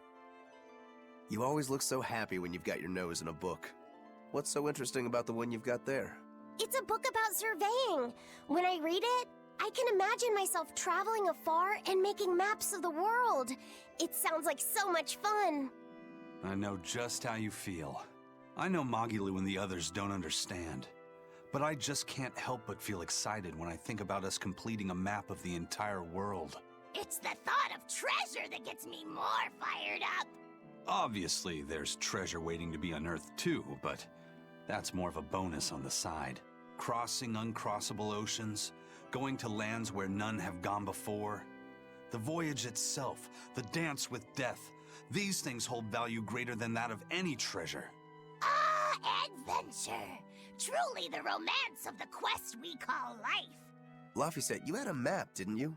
The one you dropped when we first met? It's a world map I got when I was with the Abbey, but I only checked out the places really close by. I could hardly call it adventure. There's more to adventuring than visiting far-off lands and sailing stormy seas, you know. Adventures are about achieving your ambitions and leaping across the walls we've built to protect ourselves, no matter the danger that waits on the other side. There are no big or small adventures. Even if I only went to Helavies and the Feagal ice caps? Think of it like this. When you sneaked out of town without the Abbey noticing, when you walked the land and compared it to your map, how did that make you feel? It was scary, but fun. Exhilarating. Then it was an adventure. The map you made within yourself is a treasure that's only yours. Wow, my very own treasure. I almost thought in that conversation when Luffy says, wait, when he said Helavies, I feel like there's like a slight pause. He's like, what about when I went to hell? And I was like, excuse me, Luffy said? Helavies. I was like, oh. It's like, geez, Luffy said. Whoa, awesome. I swear, the second he has a spare moment, he buries himself in his books. Knowledge opens up bigger worlds. I imagine that back when Teresa was bossing him around, reading was a fun escape, an adventure in and of itself. What's up, you guys? You're reading a pretty hard book there, aren't you? This? It's about dinosaurs. It says that long before humans were around, these huge creatures ruled the world. There are so many different kinds, like tyrannosaurs and triceratops and brachiosaurs. They're all so cool. They look like dragons to me. They look similar, but dinosaurs couldn't live inside volcanoes, and they didn't do well in the cold either. But they were crazy huge and strong. Nothing else could even compete with them. I bet they would have made for great sparring partners. I think this Gigantospinosaurus might be my favorite. Those two huge points jutting out from both sides of its body make it look just like you and your true swords. Actually, it's also known as the dual-bladed dragon. Wow, it really does sound like a perfect match for me then. Okay, so if they weren't dragons, what were they? They look a lot like lizards. Maybe they're like my ancestors or something. But you used to be a human. Damn, I think I might have gotten a bit too used to this new body of mine. I wonder if their tails can fall off too. Very rare cutscene involving Dial. But I was just thinking, chat, imagine how happy they would be if they could all go to the Isle of Siren. They just have that East crossover from Lacrimosa of Dana, chat. See, they wouldn't even try to get off the island. They would be so excited, chat. You could feel it.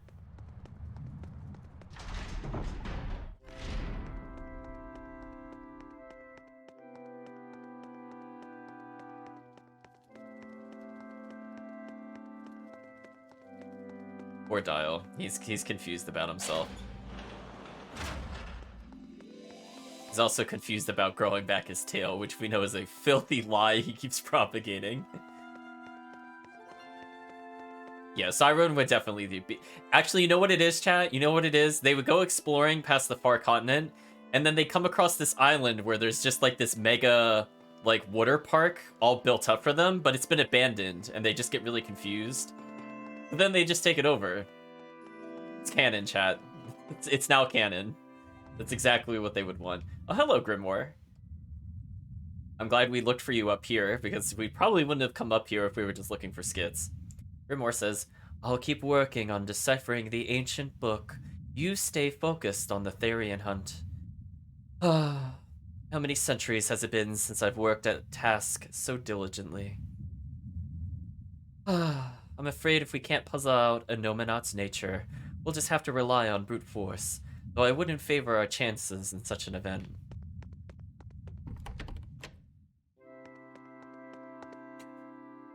Then they just come across the stone and they're like, who's Captain Deathflag?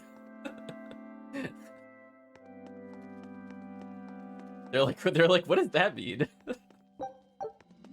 Chat, it's definitely canon. I could totally see it now. They would be so happy. Rokuro would be battling all the super T-Rex monsters.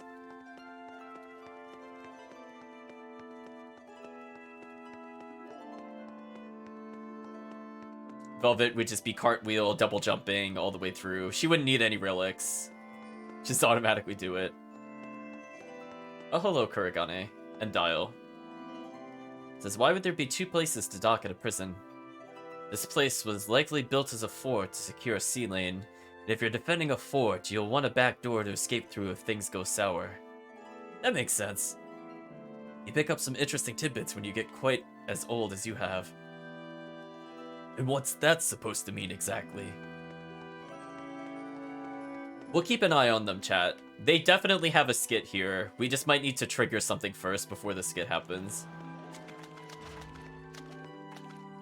Let's see, Pirate says someplace, this is where they had the captain locked up.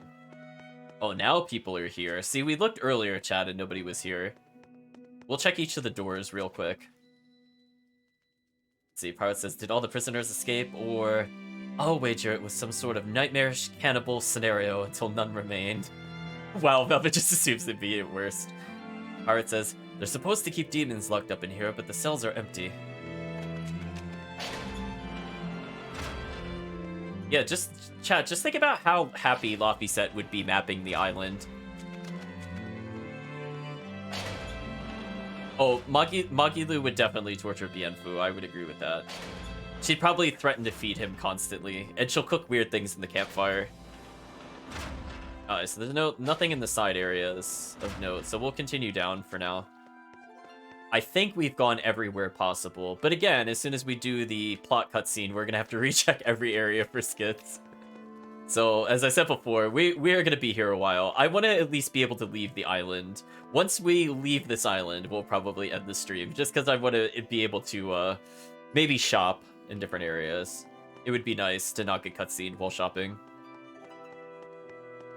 Let's see, let's investigate this back room. What a waste. We'll have to clear out those items for a bit of cash later. So nobody's in here to talk to, so we'll just turn around and leave.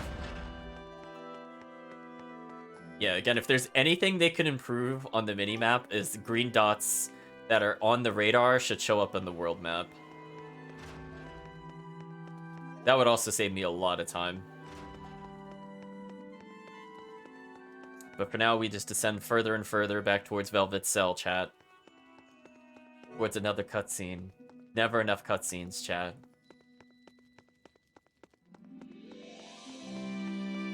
But I promise you, this base will pay off even if we can't upgrade it. As I said before, it leads to one of my favorite series of events in the entire game. For me, it is a big highlight. I always get excited about it, chat. Even when we did it last time, I know I got excited when I realized, like, the events were happening. I was like, listen, we're gonna pace the story out so that we could all witness it back to back, because it is not good to break up those chapters. So I think that, when we hit that point, I will do an extra long session so that way we can finish it in one go, chat. We're here. What now?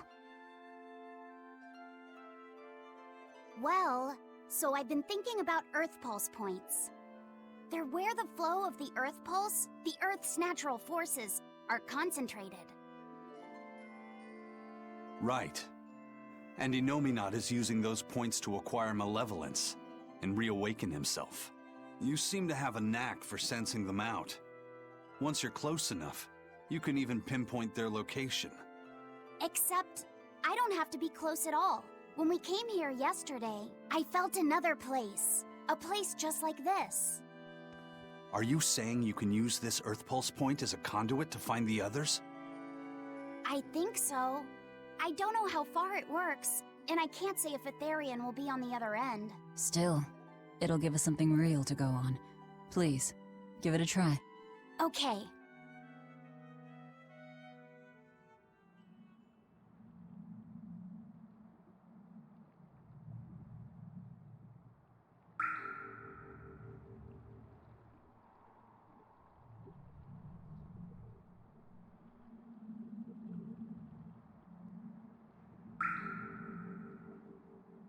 Anything? Yes, I felt it. There are dozens of Earth Pulse points scattered around, but I sensed a few big ones that stood out. So you can even detect their size. Yeah, at least I think I can. This island is one of the big ones. There are 2 more like it somewhere to the east and the southeast. But I think those are the Warg Forest and the Temple of Palamedes. Still, that suggests we're more likely to find Therians at the larger Earth Pulse points. We've got 3 Therians to go. Anything that helps us narrow down our choices is a boon. Yeah, you've done great work today, Laphicet. That's for sure. Thank goodness you're here. You're a marvel. One of the wonders of the world, kiddo. It's not that big of a deal, really.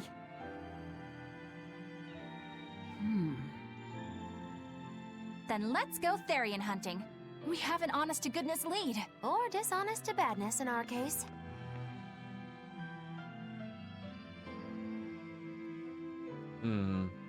We should be coming up to an optional sea area. Or not optional, but a plot sea area. Still not good enough. Speaking of which, I think that's immediately what happens after this. You don't think maybe your body's just stupid tough? No.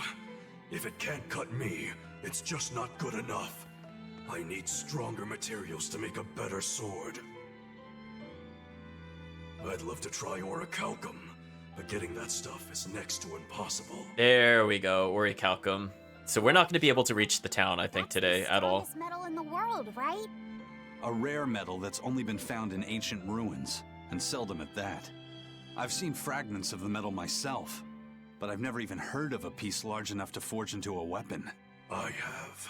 I heard a rumor that a block of orichalcum was discovered in an ancient ruin some 200 years ago. Unfortunately, the boat carrying it sank in a storm. From the depths of the earth to the depths of the sea. A sunken ship. Treasure at the bottom of the sea. That would stir any sailor's heart. If we knew where to find it, could it be salvaged? The ship's crew drowned, so nobody knows where she sank.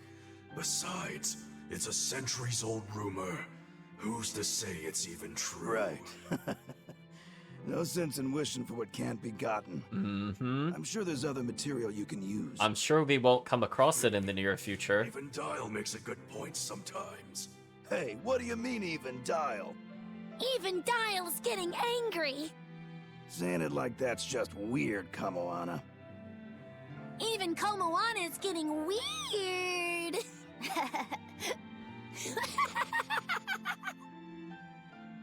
That voice makes me Alright, die a little so on the our inside. target is an Earth Pulse point about as big as the one here. Let's start with the closest one and go from there. Which way is it? The closest one is to the west. Got it. Lead the way, Laphicet. My pleasure. So chat, we are we are still not done with skits, but I think what's gonna happen is that when we go to the northern portion for the last skit, before we go to the western Earth Pulse point, we're gonna take a break, I think, for the weekend.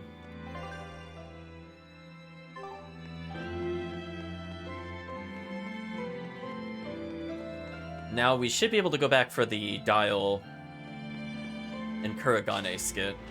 Let's go ahead and do so now, chat. Her voice to me, chat, is like nails on a chalkboard. It's just, every time she speaks, Hey, chat. Kuragane, let me ask you something. More complaining, is it? Come on, don't be like that. Every time I turn around, Velvet or one of the pirates is telling me to go make some delivery to some island. I can never get a break. Isn't that just a sign they think you're a dependable guy? Maybe, but I don't see them sending you off on errands. It's like they take one look at your face and decide to leave you alone. I don't have a face. Oh, right, sorry. The slip of the tongue. Maybe you just don't know how much work I do around here. It's more than you think. Anything to do with iron, I do it. Making tools, repairing things. What do you take me for? Some kind of cheeky freeloader? I don't even have cheeks. You're too funny. But doesn't it ever annoy you to have all these kids giving you orders? I've spent my entire life thinking of nothing but forging swords. It's been centuries since I've interacted with youngsters like them. They can be a hassle, but at least it's a new hassle. He's blushing. Yeah, that's what I thought at first. So I went along with whatever they asked. But I've been too nice, so they keep pushing work onto me. Maybe if I hadn't been so helpful, they would have stayed out of my face like they stay out of yours. I don't have a face. That's not the point. Aren't you even listening to what I'm saying here? You need to make up your mind. You and I got on this ship alongside these people, who are putting themselves in great danger in order to live the lives of their choosing. If you don't like it, then go on and get off this ship with your tail between your legs. Yeah, except I don't have a tail right now. Never have a tail. Filthy lies, chat. Never has a tail. Organe says, if only I had some orichalcum. See, chat, do you see what I mean about this? Like, they love pondering this. They're like, if only I had X. Like, we had this conversation in East, though. But it's so true. You know when they say this, we're gonna have to fetch it at some point. I mean, that's just coded language when you see it in RPGs. Like, oh, if only I had the super legendary material. Yes. Don't worry, Kuragane. That'll be for next week. Said I could make a blade harder than anything you've ever seen, but there's no sense of wishing for something that doesn't exist. Kuragane, I think everybody that watches knows that anytime we hear a rumor or a myth, it's always true. That's RPG logic, chat. That's not even spoilers. It's just like every game where they like, oh, I heard about a tale, but that's crazy, right? And then it's like, no, that's literally what's gonna happen. That says we're a real collection of misfits, aren't we? Well, you're a sight better than my nagging friends back in Helavis, that's for sure. So I think, chat, we are finally free of talking to NPCs, except for Benwick, who I think has another skit for us. Oh. I do not want to touch the ship, because the ship will be plot, and that will be like another 20 to 30 minute side venture, which is not bad. It is fun. It does have one of the a scene that I've clipped previously for the Twitch site, involving a certain urn, and I'll leave it as vague as that. That scene got me because I forgot about that scene when I replayed the game, and I was like, oh my gosh, that's so ridiculous. I love it. But anyway. We are now level 26, and we are just going to trigger our last skit of the day, chat. Then you can all go. We'll be free now. I understand why the Abbey turned this island into a prison. The waters here are filled with rapid sea currents. Make a single wrong turn of the rudder, and your ship will be capsized just like that. Not to mention the fog and all the storms that pass by. It must be nearly impossible to escape. Aye. To get on and off this island, you'd need a vast store of nautical knowledge and a skilled hand. Thanks to your curse, Eisen, we've gotten good enough to handle rough seas like this. The storm that kicked up when we made our escape was huge, and all we had were 3 novice sailors. Thinking back on it, we had some seriously good luck.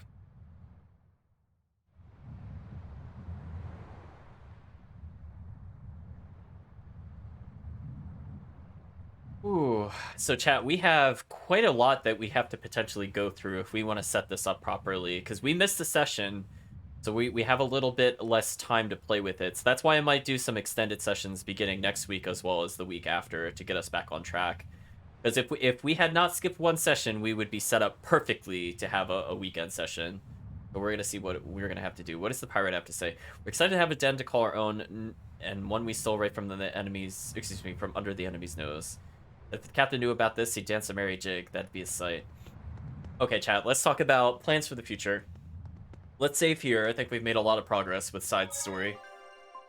And let the chat recover, because we have a whole ton more skits. We are not even close to completing the skits, because we have like another good 2 hours of skits. I kid you not.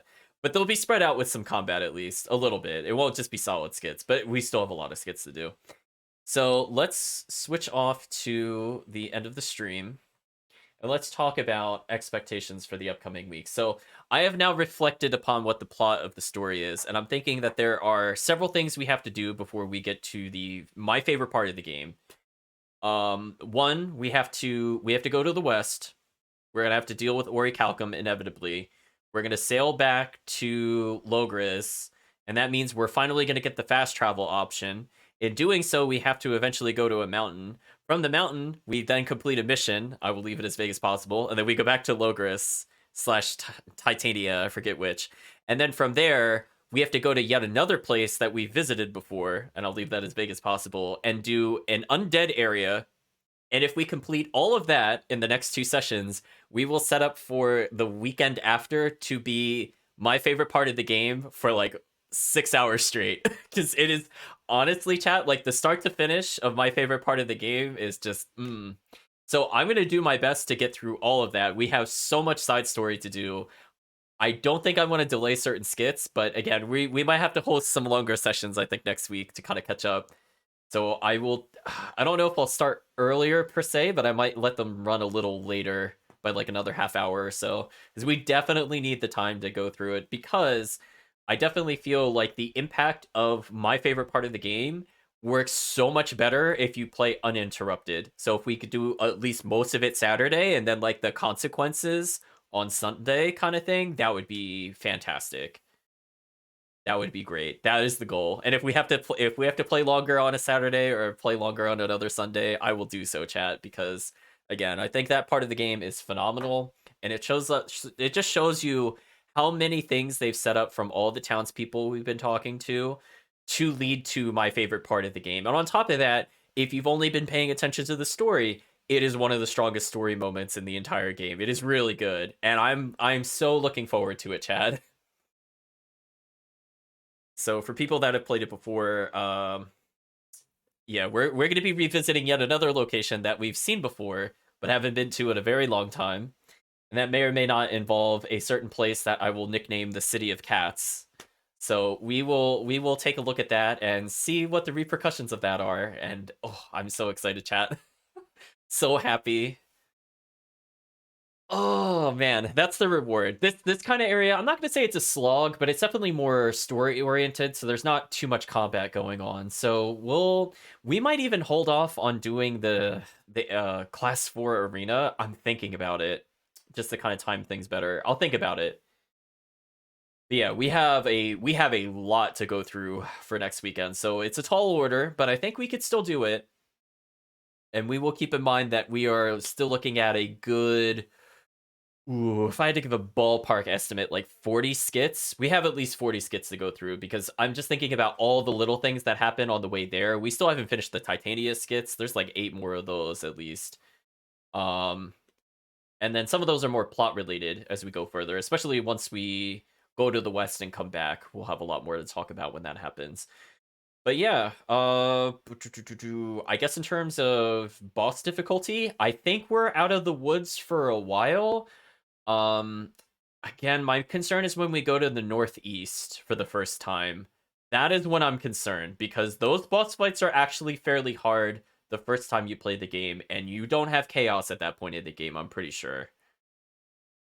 It's gonna be interesting doing that. I don't remember if the chat remembers those 2 specific bosses, but oof. It's gonna be a fun ride, chat. I hope I leveled.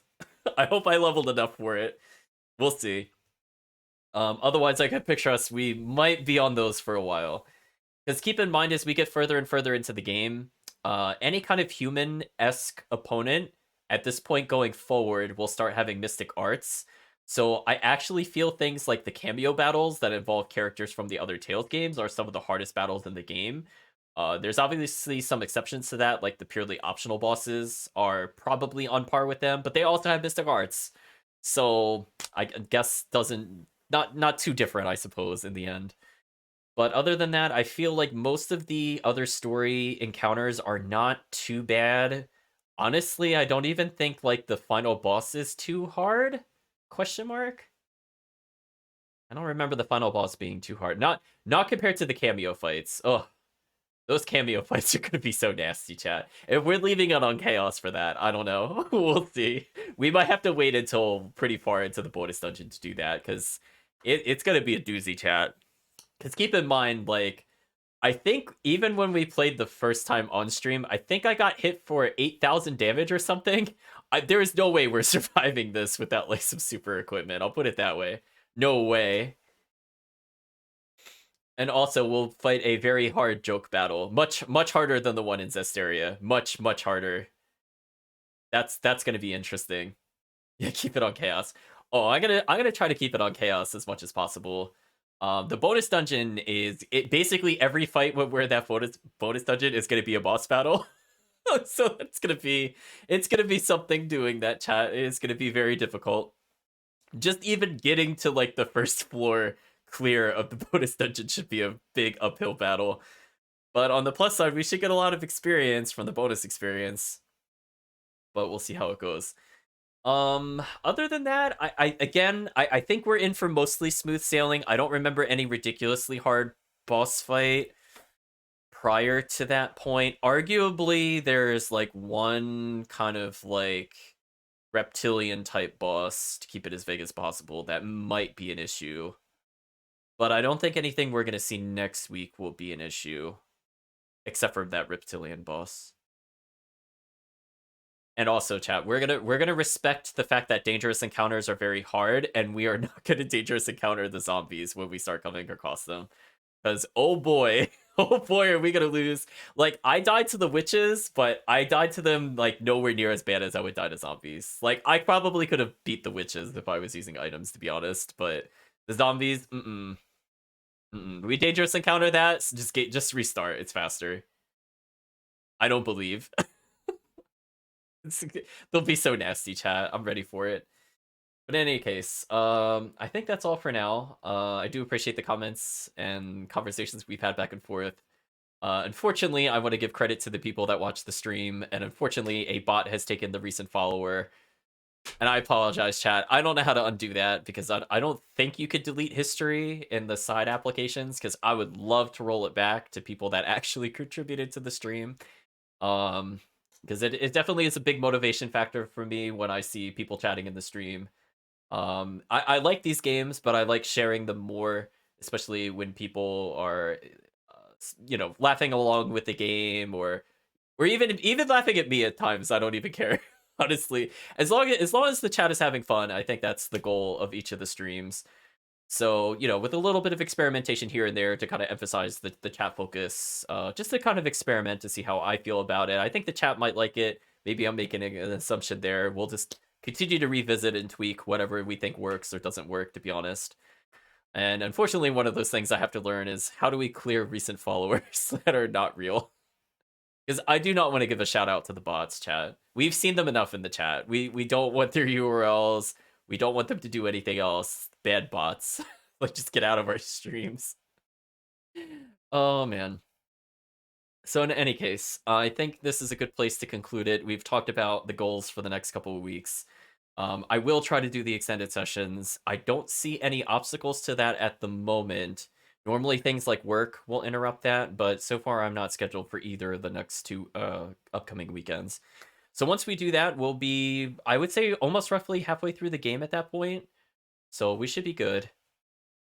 And then after that, we'll see where things go. But for now, I'd just like to thank you all again for joining. Hopefully you had a good time, and we'll see where our adventures take us next time. So I guess for now, I hope you all have a good day or a good night, depending on the time zone.